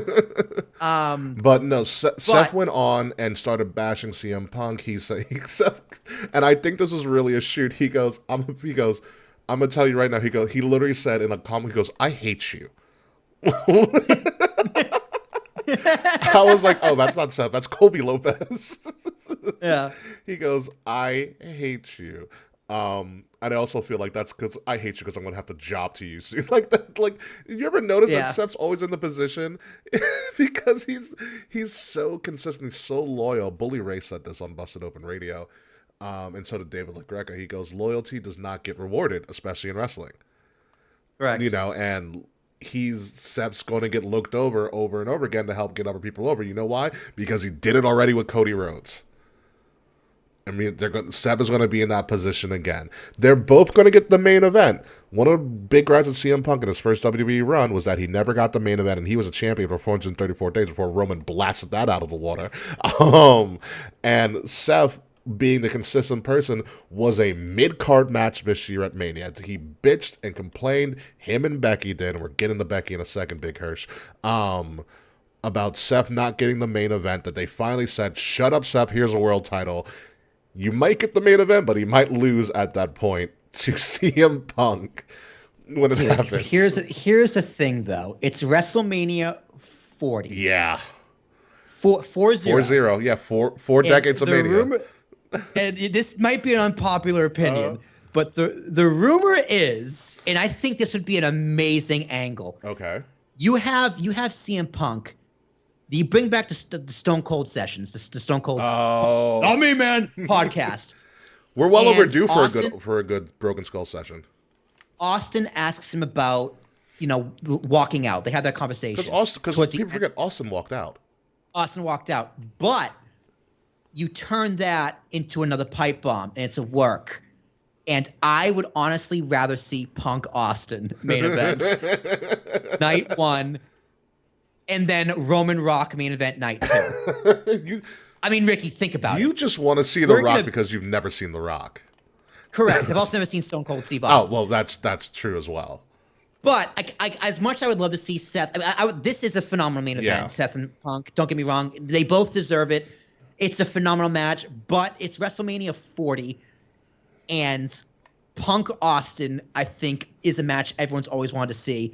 And if you can have Rock and Austin main event WrestleMania one more time, back to back for WrestleMania 40, That's bonkers. that is just a fucking nuts story. Yeah. That's gonna make that TKO stock go up to like $100, right? So help a brother out here. Probably not gonna happen, Yeah. but I think that's a smart angle. You do a Stone Cold Sessions, and that's how you kick off the angle. Punk gets in his face, like slaps him and walk off the set to end the session. Yeah. Like I think, and then you off to the races. I mean, I enjoy that. Your attitude there, nostalgia, because you've never seen Rock or Austin, and I get it. You need, like, it would be a shame to your life if you've never seen the Glass Shatter in person. I will tell you that right now.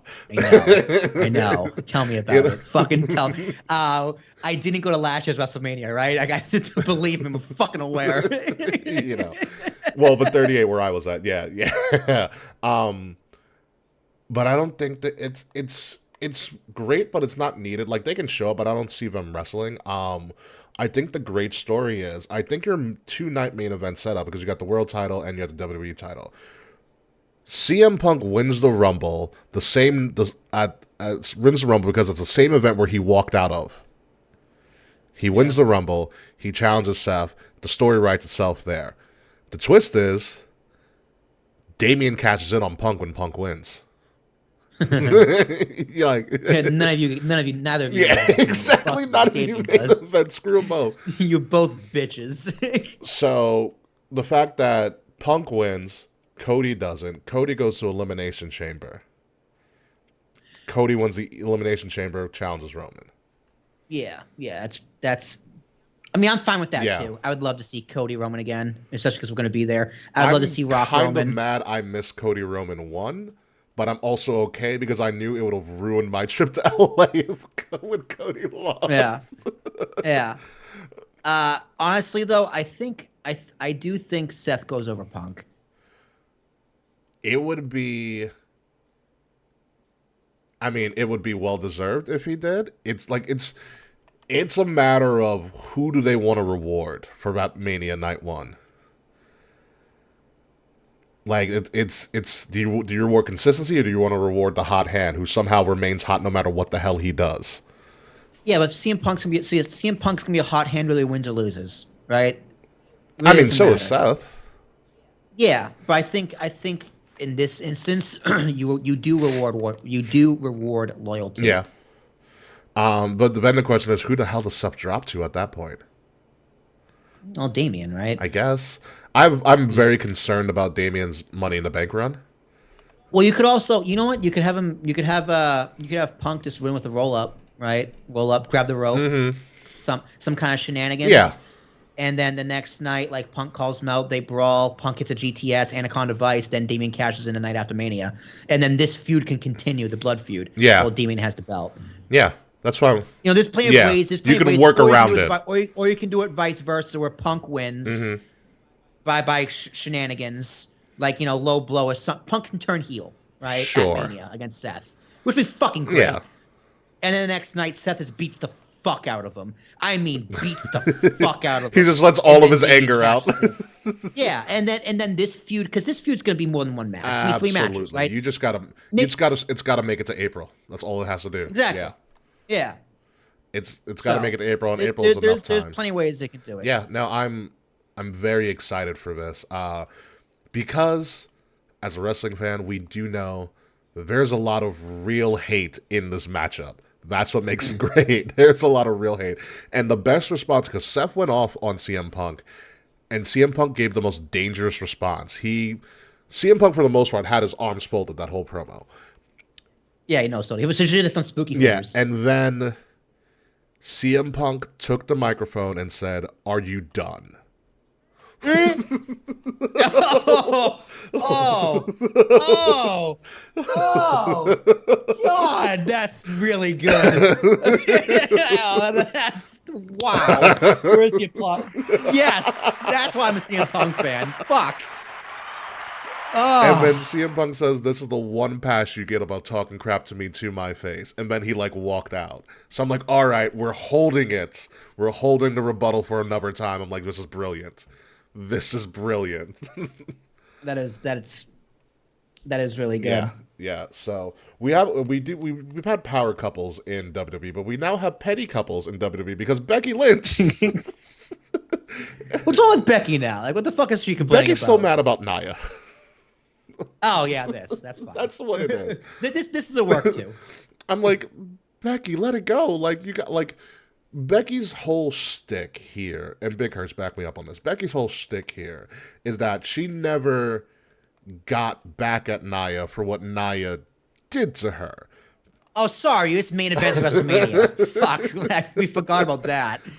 Usually on main event Survivor Series or I don't know WrestleMania. Yeah. And to my recollection, I thought Becky got her like backstage and like that quick backstage fight, whatever, when Nia returned. Becky, this is another great segment. This is the best Nia has ever looked as kind of a sniveling heel. Nia's also funny in real life. Yeah. She also looks She great. looks fantastic. I remember when you said when she first came back, she lost a lot of weight. She put a lot of effort in. I'm glad to see her back. Well, I think she had really good. double knee surgery. She had to. Oh, God damn. Yeah. And Becky did make a comment. She goes, I think she said something like, Nia's so bad, her knees wouldn't even stand up for her. I was like, holy shit. So Becky still wants to get back at Nia. And Nia, this was smart writing. It's my second favorite promo of the night. Nia said, "Oh, really, Becky? You know, you're still mad at me?" It's like, when are you going to acknowledge the fact that I punched you and made your career? She's correct. I mean, You know? I mean, she was on the way up anyway, but that was an exclamation point. Yeah, you know, and then Becky's like, "You didn't do all of this stuff, blah, blah, blah, blah. I did it on my own, blah, blah, blah." And Becky keeps going back, and then Nia just looks at her, because Becky's like, "I'm here to fight you, blah, blah." And Nia looks at her and goes, "You need this more than I do," and walks out.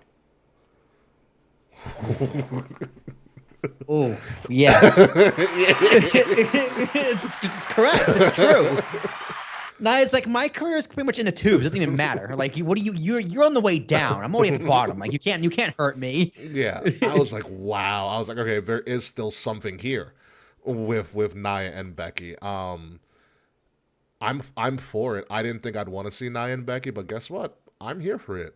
I'm very happy with Nia's work thus far. They're kind of positioning her to kind of be this kind of Yokozuna like character. They gave her the bonsai drop.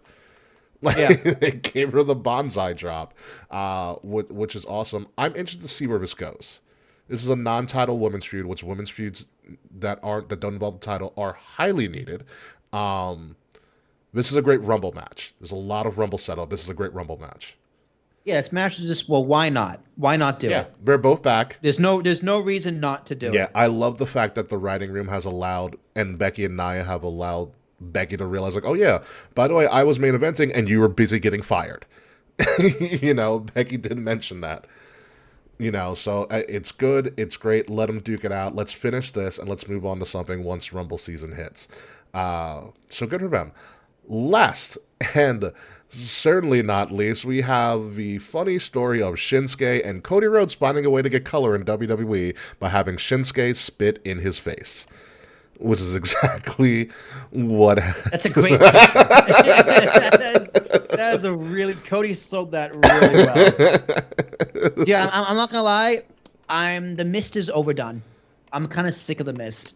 It's, you know what it is? It's because Asuka uses it as well.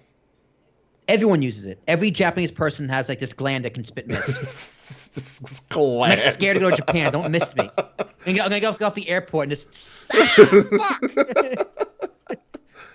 Oh man, yeah. I thought this was going to be Rumble. I thought they were setting up to be Rumble, but like you said, it's not believable yet for Shinsuke to win something. And if this is just another Cody setup? Is this something to like Cody biding time? Yeah. It's something for them to do. Like, I like the stories. Here's the thing. I like the stories that Shinsuke gets into. His story with Seth was great. Seth stopped selling his back, but whatever. The story with Seth was great. The story with Cody has some legs to it. The issue is Shinsuke has to win something. Yeah, the problem, like I said on the show, the problem with Shinsuke Nakamura is there is nothing they can do to make me think he's going to win. Mm-hmm. Period. Because everything he's doing is really good. This is the best character work he's ever done, and in-ring work.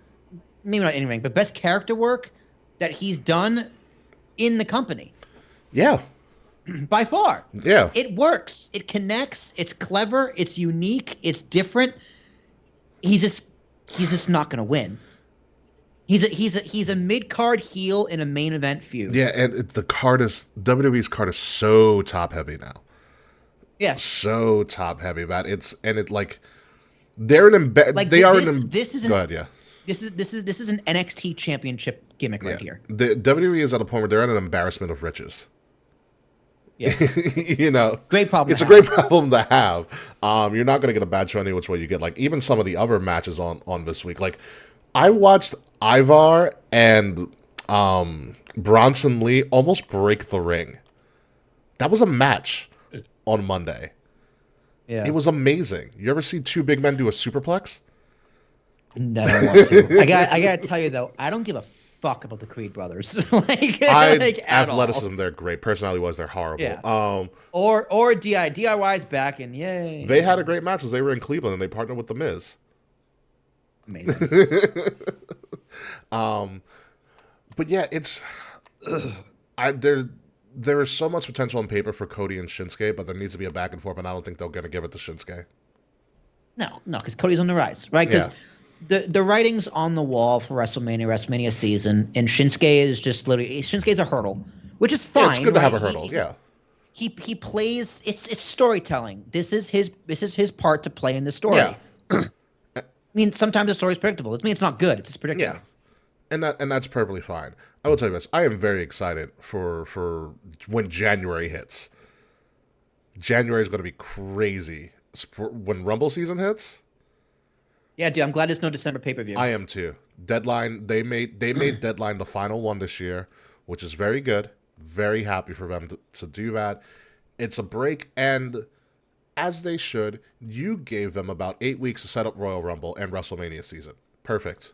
Yeah. Everybody, this has become, you have to start doing work. This is the prove your worth part of the wrestling season. Like, you want to be a big person next year? Show me that you can do something when there's no pay-per-view to fight for. It's a big deal. And I love it. I love where things are going. I feel like we're in a great period of pro wrestling. CM Punk's in WWE. Okada might come over to WWE or AEW. Mercedes Moné might go anywhere. MJF might,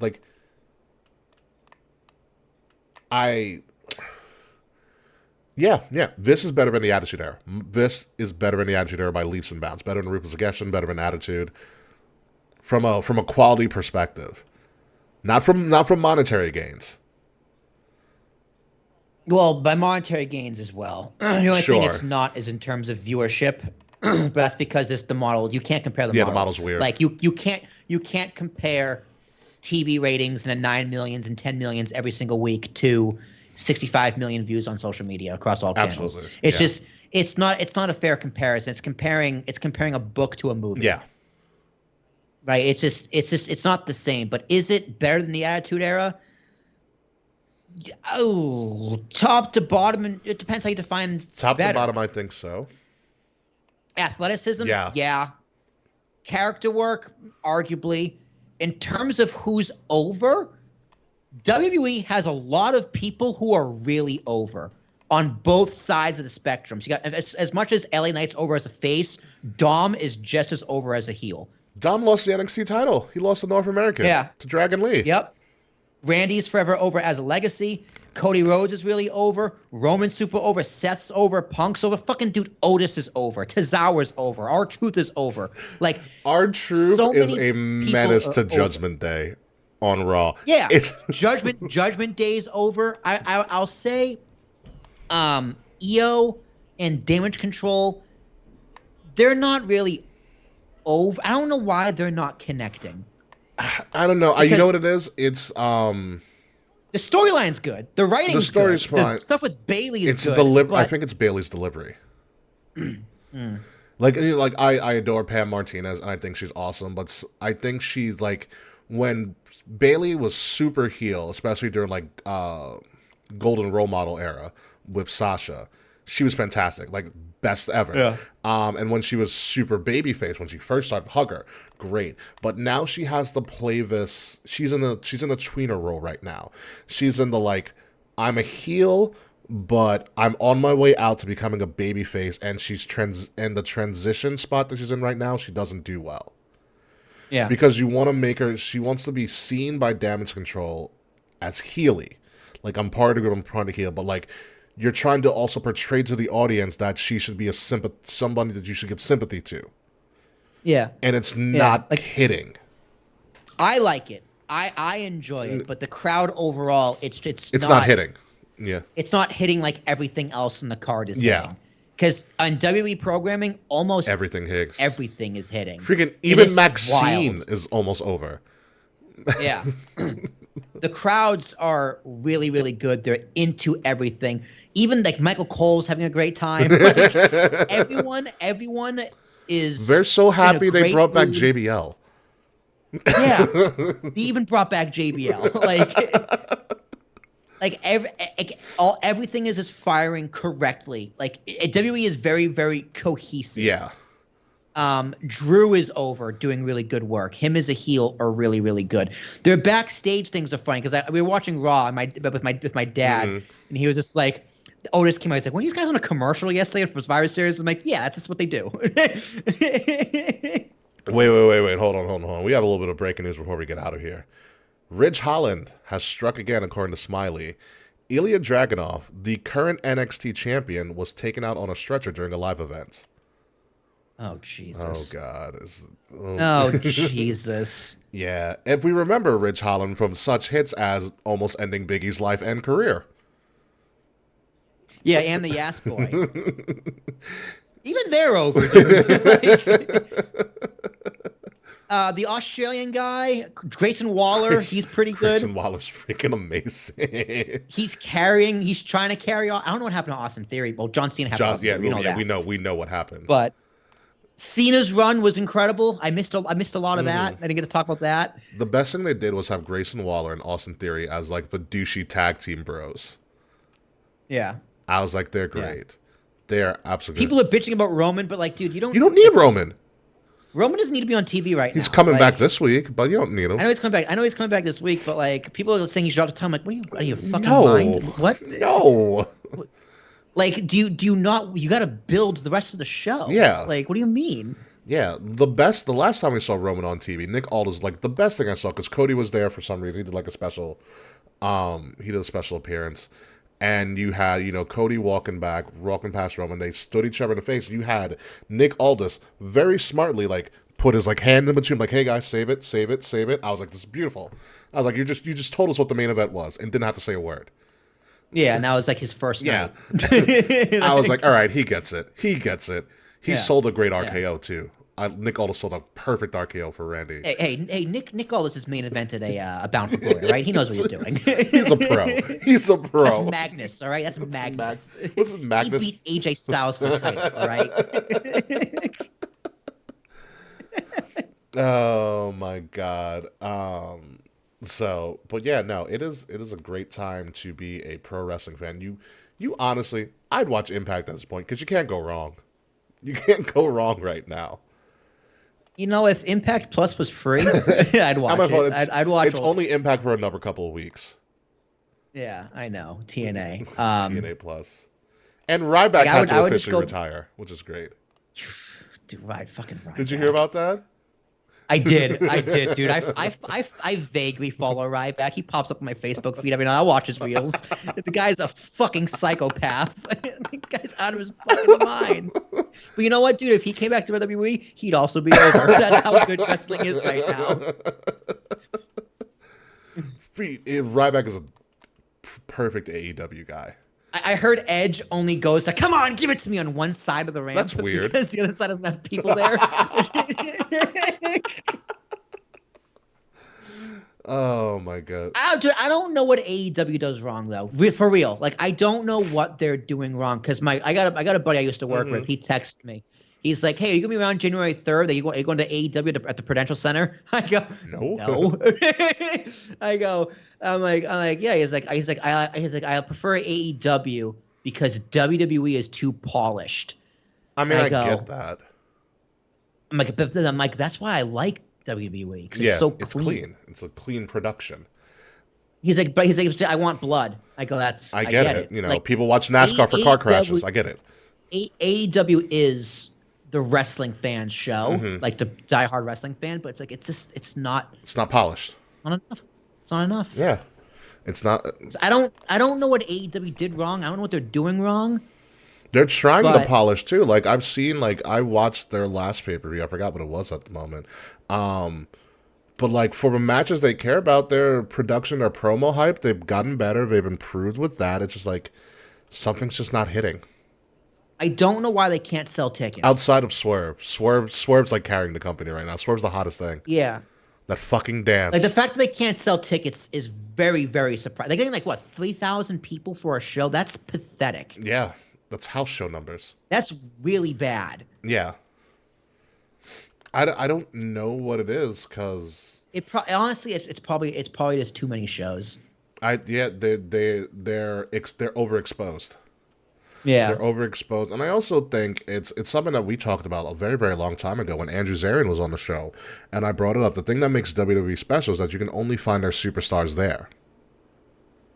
You're not gonna see a WWE superstar on the Indies unless you're Dolph Ziggler because he just got fired, and he's making his return, and things like that. And there's a kind of a special thing where it's like there's a special exclusivity thing, so you feel like you're seeing something that you can't get anywhere else when you go to a WWE performance. Yeah, where you're like, oh, I can go see Swerve at AEW, or I can go to House of Glory and watch Swerve tear the house down.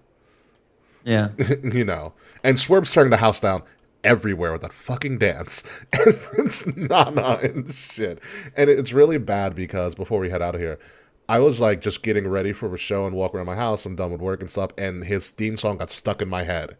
I go, God damn it! So you start doing? I don't know the dance. But I'm not doing that dumbass dance. The beat's great, but I'm not doing that dance. I can't. But it gets stuck in your head. That death match with Hangman Adam Page was unreal. Yeah, like people who watch AEW, who I know, who I listen to watch it, they love it. Like people who watch it really like it, and I think that's good. I think the fact that AEW exists, I think, is really important. The fact that it's a little bit more niche to that wrestling hardcore fan. We wouldn't get good WWE if it wasn't for AEW right now. Like competition's a real thing. Yeah, but I wish it was doing better. And I don't know what it is because it used to be like, yeah, they're bad at business, not good at marketing, this, that, or the other. But they got better at business. I think well, he lost $34 million allegedly. But I think it's something bigger than that because something's not clicking with the audience. It's true, and that it's not clicking. And then you also have the thing that WWE is now just massively expanding beyond belief at this point. Like it's blowing my mind how much they're doing. Like the Big 12 title game. Yeah. It was the WWE Big 12 championship is literally what it was. They had the under. Maybe UFC is blowing their TKO stuff. They're not holding up their half. There was a. Oh, we can. That's what we can do. You can help me with the because I'm part of WWE's like little fan council thing, and where they just survey you about random shit. We can talk about that. But I know in one of them, one that I did recently was that they discussed the concept of, would you be interested in doing a package deal where there was a UFC event one night and a WWE event the next night, and doing like a combo package. Who asked that question? It was part of one of the random surveys I give out to people on the email list. That's really good market research for them to do. Yeah. If I was to, I personally would. I would be interested. Yeah. I would do that because I don't follow you. I very like I know names in UFC. I vaguely follow it, but I would do that because I've never been to UFC and it just seems fucking incredible. Neither have I. I would want to go. It's a great drinking night too. I don't think those. I wouldn't be surprised if the answers to those questions is mostly just like no, because I don't think the crossover is big enough yet. I don't think the crossover is big enough. UFC fans, like purists, a lot of them look down at WWE because it's like it's I like real fighting. Yeah. And WWE fans are like, they're indifferent to UFC because they like the theatrics. Yeah. They're too different. They're two different the entities are just they're too different. Which is crazy because like you have people like Adesanya who literally replicated the Undertaker's entrance, and people went nuts for it. You know, yeah. I mean, that's because there's showmanship. Yeah. Like people like showmanship in the UFC, but that's like for entrances. But that's where it stops. Yeah, that's where it stops. Because at the end of the day, it's all about can you actually fight? Yeah, yeah. I'd be interested to see if they actually go forward with it. It would be interesting thing to see. But anyway, we can talk about all of that. But let's get the fuck out of here. Yeah, welcome back, Will. Let's go to the post show. Do it.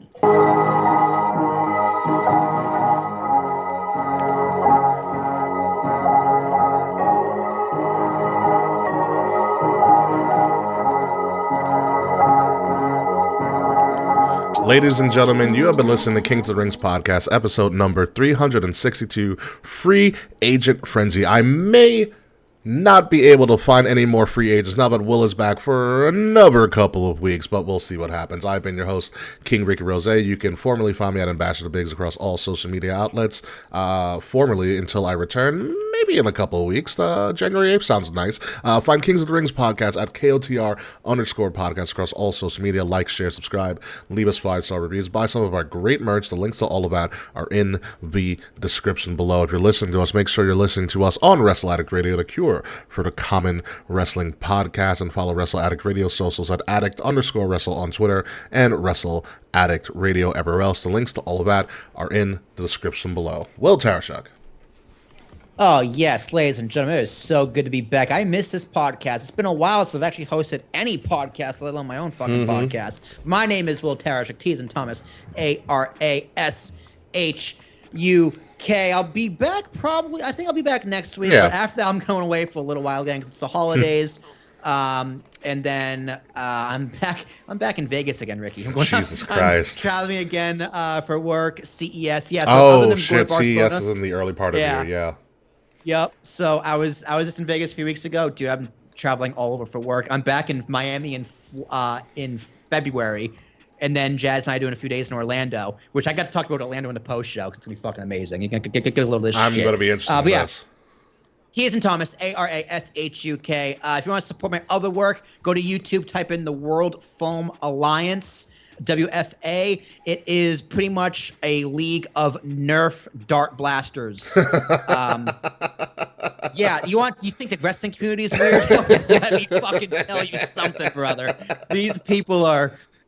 They're something special. They're a lot of fun. The community is a lot of fun. Everyone's super nice, but they shoot foam darts at each other for a living. But we did a 24-hour live stream for Toys for Tots. That's awesome. This past week. I love Toys for Tots. And we raised $7,165. 100% went to charity. Congratulations. So, Toys for Tots is always a great cause. I love those ads. Yeah. So that was fun. All that fun stuff. Willy T Productions is rocking and rolling. I got a lot of big deals coming up in 2024. So everything there has been good. You want to follow me on all my nonsense on social media? The main thing is find me is LinkedIn, where I make a bunch of posts talking to financial advisors and money people, trying to convince them to do podcasts. That's all my shit. It's going to be back. Hopefully it'll be back next week, the next few weeks, and more weeks to come once we kind of get our shit together. And once WWE gets their shit together with TV deals, then Kay and I will be back permanently on the Kings of the Rings podcast. Yeah, we're going to figure it out. So when we come back next week, which might actually be our final show of the year, because I want to take a break too. Yeah, for sure. You know, we're going to figure out what the hell's going on for the rest of the rest of the wrestling year. We might do a best of. It might just be a fun show next week, to be completely honest. Like, we could come back and preview World's End, or we can wait until afterwards. That's what we're probably going to do. I don't know what World's End is. It's the AEW pay-per-view that's going to be that's right. December 30th at the Coliseum, the Nassau Coliseum. That sounds tickets fun. will probably always be on sale because we know how the numbers are. So next week should be a fun episode. We'll figure out what the hell we're going to do with it. Maybe we'll bring Slack on. He hasn't been on all year. We are running out of time. We are running out of time. We got to get that Slack quota up. So until next week, folks, goodbye, good night. We'll see you soon. And fuck you, Slack. Never sounded.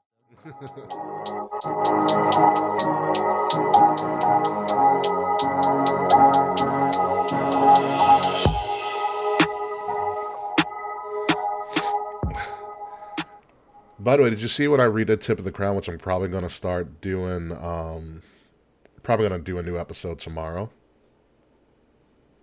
Yes. What'd you think of the format? I think it's cleaner. It's better. You know what I did that with?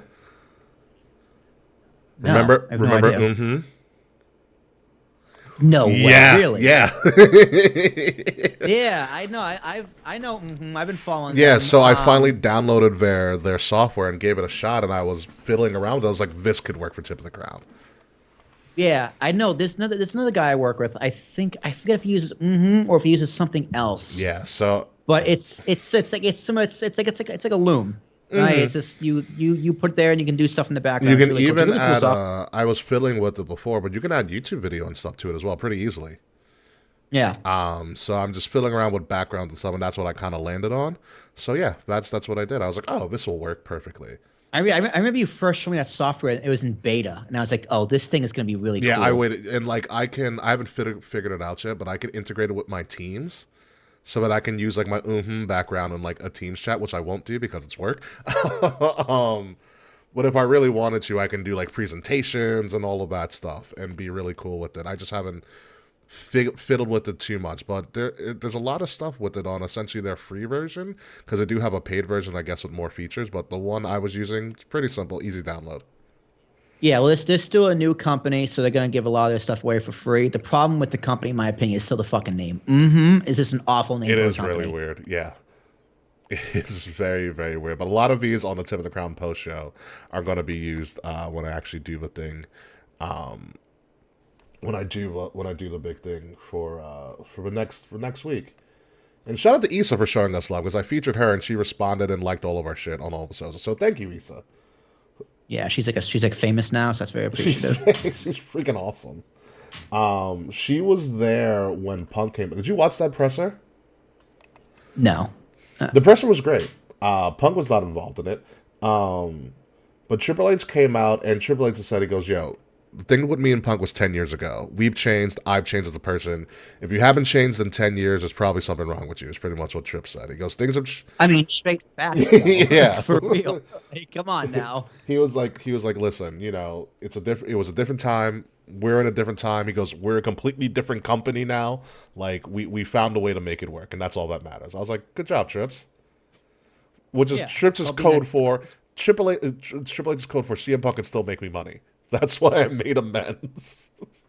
Yeah, it's business. You gotta bury the hatchet for business. It's what you do. So, before we get to your Orlando trip, I'm currently in right now to this new this fan council survey. So it says for me right now, which of the following programs have you watched in the last 30 days? Survivor Series War Games, NXT, SmackDown, Raw, NXT Deadline. Select all that apply. Clearly for me, it's all of them. Do you subscribe to Peacock? Traditionally, yes. Which Peacock plan do you subscribe to? It will probably be premium when I return. Next question is, reflecting on 2023, you can help me out with this one. Please tell us your favorite male favorite male WWE superstar. Oh, Roman Reigns. Come on. No, 2023. 2023. No, Roman hasn't done much. It might be Seth for me. Frets, if you want the survey, look up WWE fan count, so there might be a link somewhere. I'm not sure. I signed up for this a while ago, so I get them randomly. Ooh, it's got to be Seth or LA Knight. Oof, LA Knight had a great year.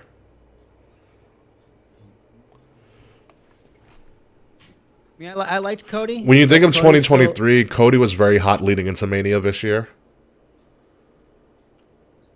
Like if it, Cody met expectations, though. You know what I mean? It's like Cody did exactly what I thought he was going to do and exactly what I expected from him. So it's like, it's my favorite. So well, what about there's no what surprise. about Gunther? I think Gunther might top it for me. Yeah, I do. I don't dislike. I still have the same problem with Gunther. It's not him because everything he does is correct. His match with Miz was phenomenal.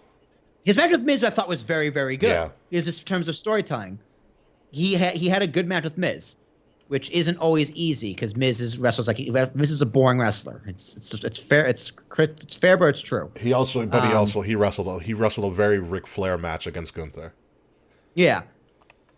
But the problem with Gunther is his presentation. I love his presentation. It's always his presentation. Meaning, well, you're talking about like entrance, or you're talking about like how he's presented outside of the ring. How he's presented as a star, like how the company presents him. Gotcha. Like, because I think you can remember his matches, right? But you can't remember the story behind the matches. His stories are also very it's one beat. It's because the character, for the most part, right now is one beat. I am better than you. I am superior than you, and it's great. It's a great beat.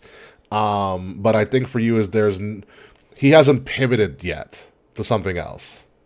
Yeah, like there's nothing like everything about him is correct. He does everything correct. His body's great, promo's great, wrestling ring work is Rock's great. a mean suit, by the way. Rock's a mean suit, but there's no memorable feuds. There's not really many memorable moments. It's just everything is good while I'm watching it. Like that WrestleMania match with Sheamus and Drew was phenomenal, right? We all remember the match. Yeah. Remember how it was good. But the story was, I want to fight Gunther. No, I want to fight Gunther. That was the problem with it. Okay, we're both going to fight Gunther. It wasn't, he was a sideshow in his own story. Which is why I didn't want the triple threat. I mean, I'm glad we got it because that was one of the craziest things I've ever seen. Yeah. But that was my fear with Gunther going into that he was the sideshow between a petty feud between Sheamus and Drew. And Sheamus isn't back yet, which is another crazy thing to think about. Yeah, like the problem with Gunther is his writing. Mm-hmm. And it's not his fault. Like you can't control that. Yeah. It's the stories they put him in. Yeah, here's the next one. Favorite female WWE superstar of this past year. Oh, it's Rhea Ripley. Not even close. Gotta love mommy. The character work, even though they're again feuds, fucking trash. Matches, what matches? Oh, Charlotte Rhea WrestleMania. Yeah, okay, fine. And that had a bad story. That had a horrible story. Yeah, terrible story, which is why it wasn't the main event. Yeah. But if you're gonna go straight on match quality, it should have been the main event. Yes, absolutely. Because it was the best match of that night, like hands down, not even close. But Sammy and KO versus the better story. Main event needs to be the story because you don't know how good the match is going to be until it already happens. And that match was so good. That match was so good. Yeah. It was just hard to follow Rhea and Charlotte. And the only thing that could have followed that match was the better story. Yeah, exactly. That's the only thing. So yeah, it's for that one. It's definitely Rhea Ripley. Here we go. Most inspiring WWE superstar in 2023. Ooh. That's an interesting category. Most inspiring superstar. Oof. who's inspired me?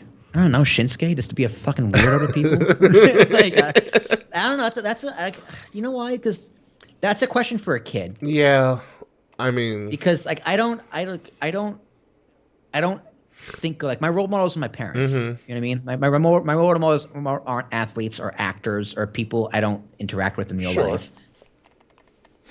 I think that's how it should be. Like your role model should be your parents. okay. Yeah, I looked up to Derek Jeter as a kid, but I didn't want to be. Would you say Derek Jeter was an inspiration and not a role model?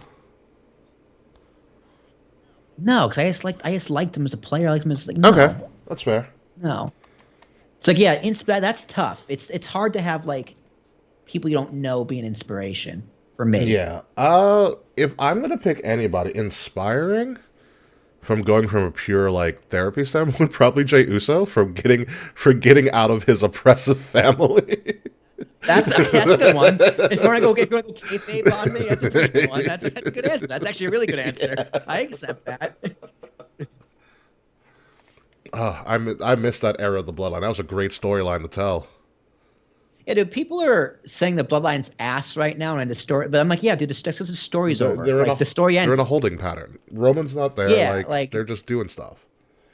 Yeah, It's the Jay and Jimmy time. We had the Roman time. We have the Jay and Jimmy time now. Jay's doing a lot better. He got his yeet back. I can't wait till the yeet movement becomes like a huge thing. Yeah, like Jimmy and Jay, that Mania feud is going to be incredible. Oh, brother versus brother? Yeah. Yeah. Oh, yeah. Yeah. Like, it's, I'm glad. Over under amount of super kicks. Oh, 15,000.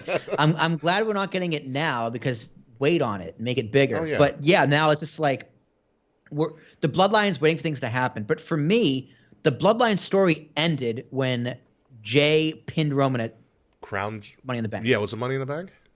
Money in the Bank, the tag team match. Or if you want to get even further, that's where it ended. And then this SummerSlam was like, okay, Jimmy turned, but then Jimmy's not doing anything that's like relevant. Jimmy's such a weird guy on SmackDown. He's so weird. It's like what are you doing? He's so weird. What the fuck are you doing? Why are you doing Why are you this? dancing? Yeah. Why did you act with the blood? Like, yeah, that it's sloppy. I'll use the word sloppy. Sure. For Jimmy in the Bloodline, it's fucking sloppy. But Jay in the Bloodline, it's great. Solo, it's good. Like everything Solo's doing is fine. It's just like they had to tie in Jimmy somehow, and they didn't think of a good reason, so they just fucking did it. Like, it's sloppy, but like that part of the Bloodline is over. And then when Roman comes back, it's gonna be a different part of the Bloodline. No, the Roman's part in the Bloodline is over. It's over. Yeah. Yeah. Here's the next one. Who was the most entertaining WWE superstar in 2023? That's Seth Rollins. Is it so? I don't know. I was entertained a lot by LA Knight. His promos were really good. Yeah, most entertaining? But Seth has the good matches, though, dude. Seth has good matches with fucking everybody. I'm also entertained by Logan Paul, as much as I hate the man. Like, dude, that's Seth and Jimmy Uso match on Raw, or Jey Uso match on Raw, that title match, dude, fucking nuts. Oh, well, Logan Paul, also he gets it. It he figured it out. He figured it out. You know what? He once he figured out what a what chant was, he's like, oh, I can what? I can do what? I can do what? And they're protecting him for the Mania run, which is a smart move. Yeah. Very, very smart move. His match with Ray was pretty solid too. He saved his life. Yeah, I love how he was like, he's like, I won fair and square. I don't know what you're talking about. It's like, you're such a dick. Such a dick. Oh man, most Pretty Deadly is very entertaining. I fucking love Pretty Deadly. They're the right amount of stupid for me. They are the right amount of stupid, and their music is really 80s. You know what it is? They're a really good 80s gimmick, just modern day. They're an 80s. They're an 80s Breezango. Yeah. Entertaining. Pretty Deadly's Tozawa is ridiculously entertaining. Tozawa, R-Truth, even though he's had a small run right now, R-Truth is still funny as hell. Entertaining. See ice cream bars in this contract. Entertaining. Jesus, that's hard for me because I give it to Seth. His promos are good, presentation good, matches are incredible. I mean, I am always thoroughly entertained by whatever the hell Seth decides to wear to the ring. So I'll give it to Seth. I'll go to Seth. What's the next thing there? Favorite WWE moment of 2023? Jesus. You can do the Punk return. Yeah, favorite moment of 2022 is I don't remember. There's a lot. Punk return. Sammy turning on Roman. That started the year. Oh, you mean this one? Which? Yeah, that one. Yeah, I think that's the favorite moment. Yeah, Sammy hitting Roman with the chair. Yeah, I think that's it. Yeah, that's it. Because that pop, dude, I still have the pop fucking saved on my soundboard. That's how. Yeah, that's the one. There it is. Easy. Yeah, I think that's the one right there. Most surprising moment of 2023, CM Punk returning. That's no question. Yeah, CM Punk returning. I love how WWE. You know what? CM Punk getting fired twice from AEW. How about that? The crazy part about it, I was talking about this with a lot of people. I think I also talked about it with Smiley. WWE deliberately does that crappy Allstate Arena that you and I sat in for like 4 days. Yeah, it's just like I got to my dad's like, yo, those seats are the worst. And the only reason they do that is because the roof is a wood roof, so the acoustics are better. Yeah, the sound is unfucking. Because I was like, oh wow, this is a bigger pop than when CM Punk first showed up in Chicago for AEW at the bigger arena. I was like, oh, that's why they do this. It's probably a cheaper building too. That too, but like, I one day I want them to go to United Center and be like, see, AEW, this is how you do it. This is how you do a show in a big arena. You know, but the Allstate Arena works for them. It really, really does. Smallest arena I think we both ever been to. Like, we can walk around that thing like 3 times over. So, next question.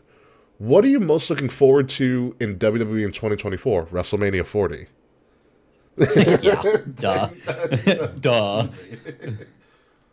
WrestleMania 40 and cheesesteaks. We're gonna eat so many cheesesteaks.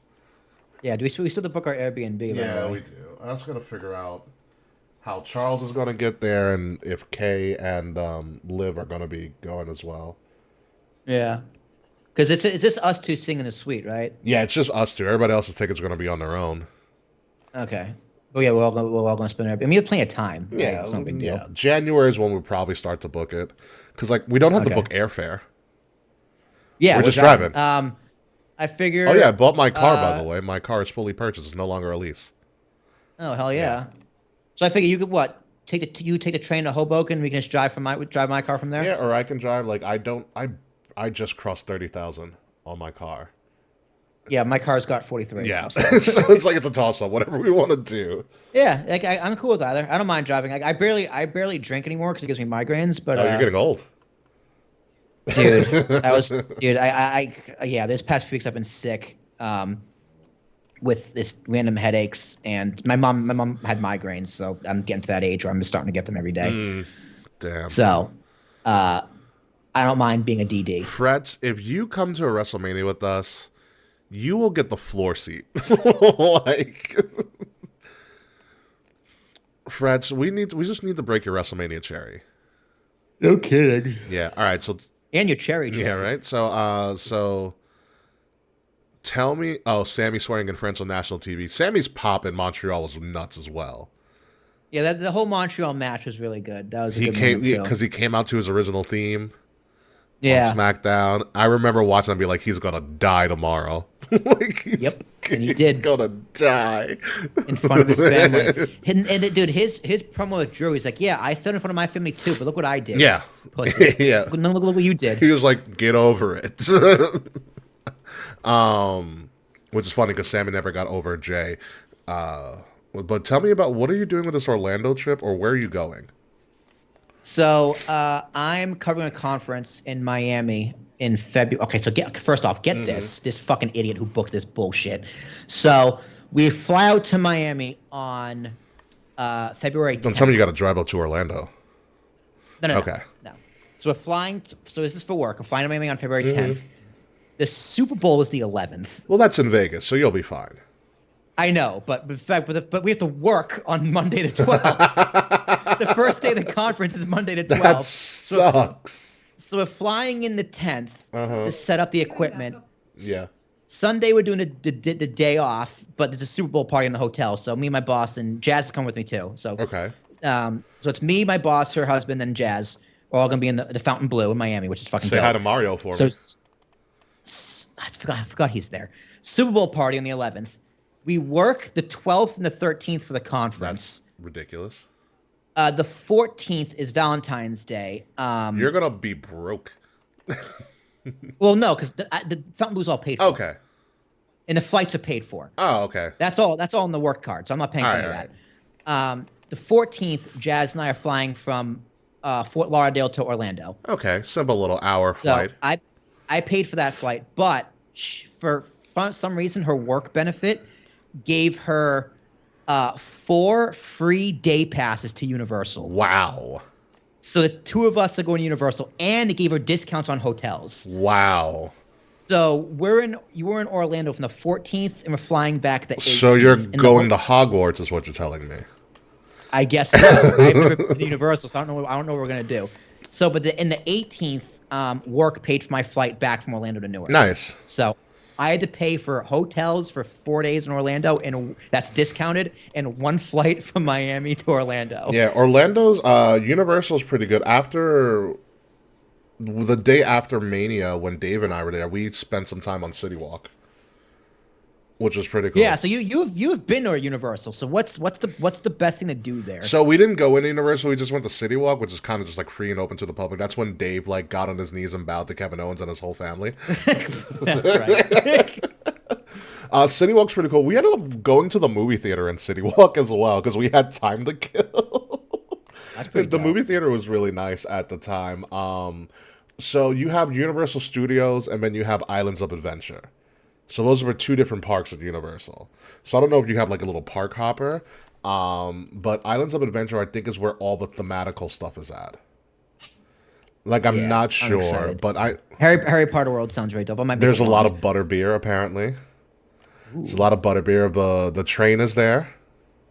Oh, the Hogwarts Express is there, and yeah, it's weird. She gets this benefit every year. and she's just now telling you. Well, no, she's been last year. You didn't get a chance to go last year. Oh, okay, gotcha. It's just it's for free. Yeah, it's a free day pass. That's nuts, dude. It's also my birthday week. Yeah, so, you're killing 2 birds with 1 stone here. yeah. So I'm looking at it right now.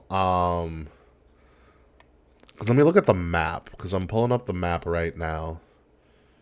As long as you can still hear me, which I can. Okay. Oh, whoops. Totally about that. That stream is totally. Yeah, that's Fretzelmania. Yeah, I don't know. Right now. Oh, because I freaking use my. OBS got duped. Yeah, OBS got duped. So yeah. Let's see. I'm looking here. Orlando rides and rides and attractions. Let's look at this map. Zoom. I know there's a zoo there too. We want to go to the zoo. Yeah, there's Despicable Me is in there. There's Minions. There's Villain Con. It's awesome. Let's look at rides and attractions. See all. Yeah, Universal Studios Florida is where Harry Potter and Escape from the Gringotts is at. The Hogwarts Express is there. E.T.'s there. Revenge of the Mummy.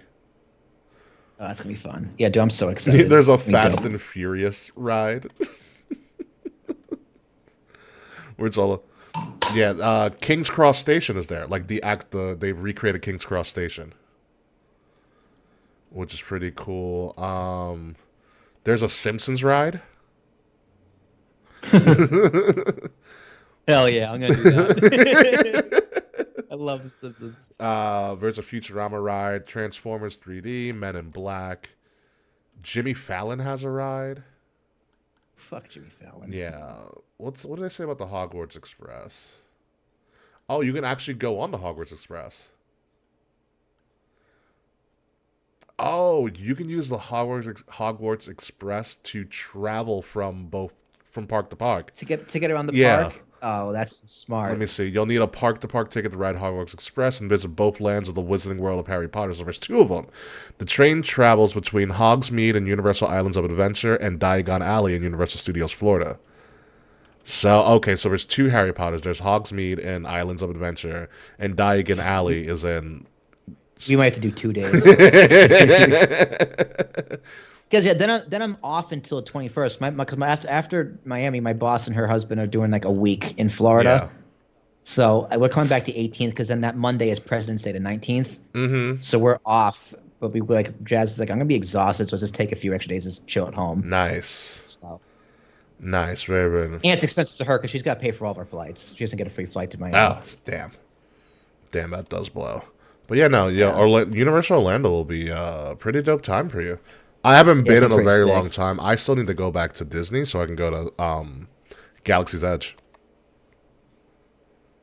Yeah, you gotta make your lightsaber. Yeah, I just want to also see the Millennium Falcon. Yeah, that looks pretty dope too. Yeah, and I just want to... I'm excited for CES Vegas. That's January like 8th, 7th, that week of the 7th to the 12th.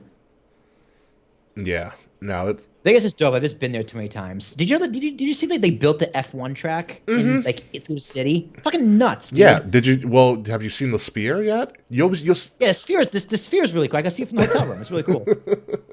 Dude, they put me up in the Venetian when I was Yo, there. you're lucky. I love the Venetian. I stayed there once. The Venetian was really cool. It was because like every room there is like a suite. Mm-hmm. It's huge. Yeah. Yeah, the room was huge. And then last time I was there a few weeks ago, they put me up in oh god, it was something like with an A. With an A. I forget the name of it. Let me look it up. It's not Fuck. with an A. I don't remember.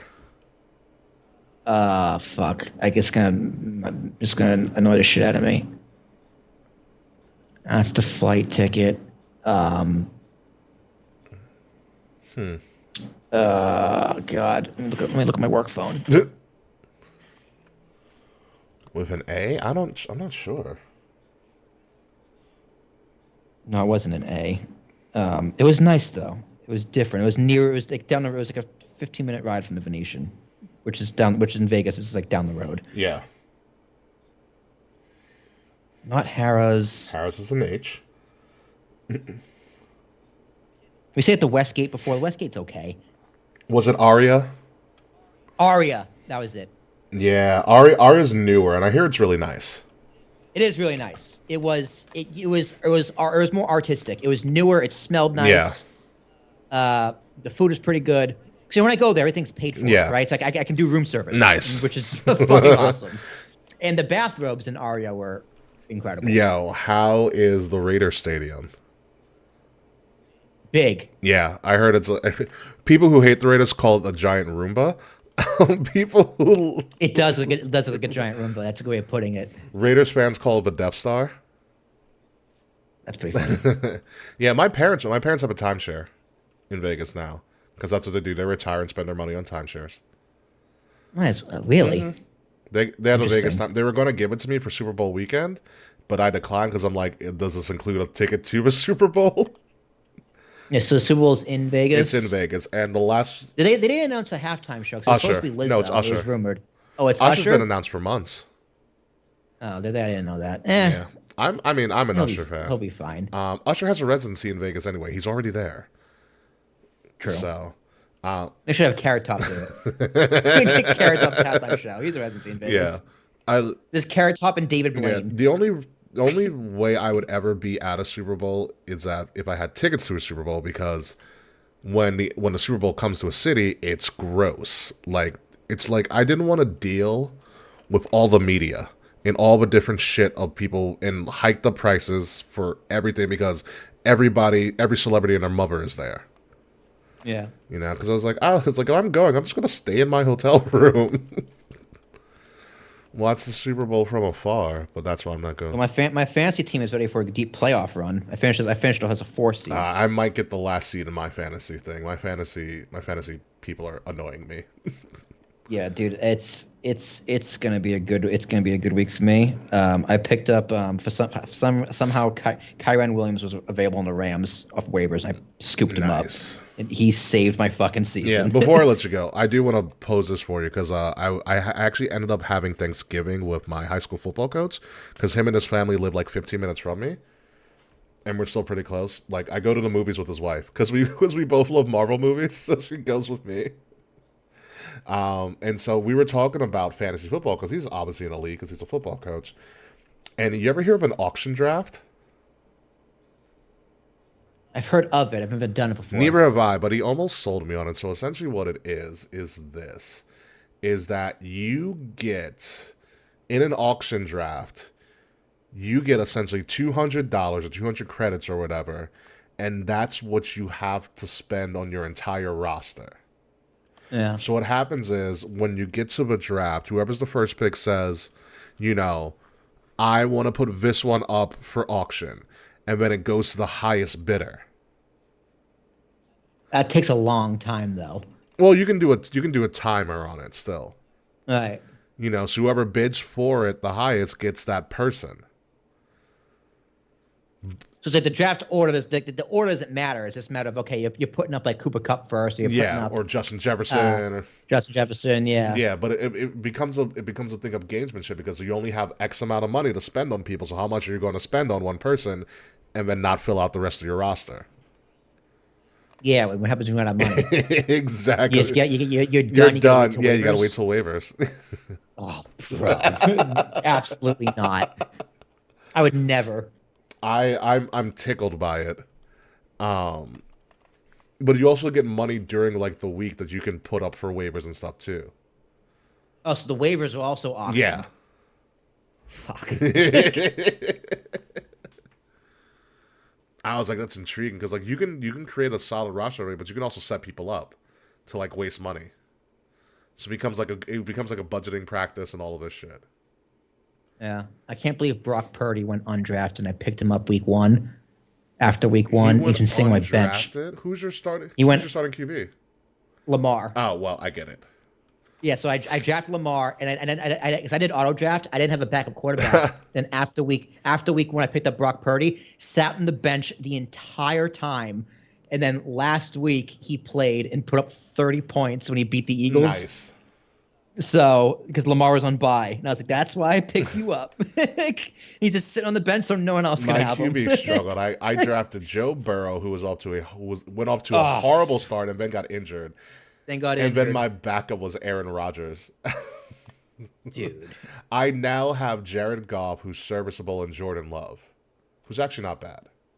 Jared Goff is serviceable. That's a good word. That's a good word for him. Serviceable. Jordan Love is more consistent, but Jared Goff was serviceable. Not during Thanksgiving when he got his ass beat by Jordan Love and the pack, but it is what it is. Then, well, dude, it's the turf. Players hate playing on turf because they always get hurt. That turf is fine. I played on turf. It's fine. There's no difference in injury between turf and grass. Nothing of significance. You know who hates playing with referees? Patrick Mahomes. You see that outburst he had? Did you see the play? And everyone was like, dude, he's offsides. Like, why are you mad? He was like, the refs shouldn't have called that. I was like, yeah, they should have. He's offsides. Yeah, dude. It's called it's called a penalty. There's a great video of him because he had the outburst on the sideline, and people say that he sounds like Kermit the Frog. So someone did a Kermit the Frog dub over him screaming. Oh my god.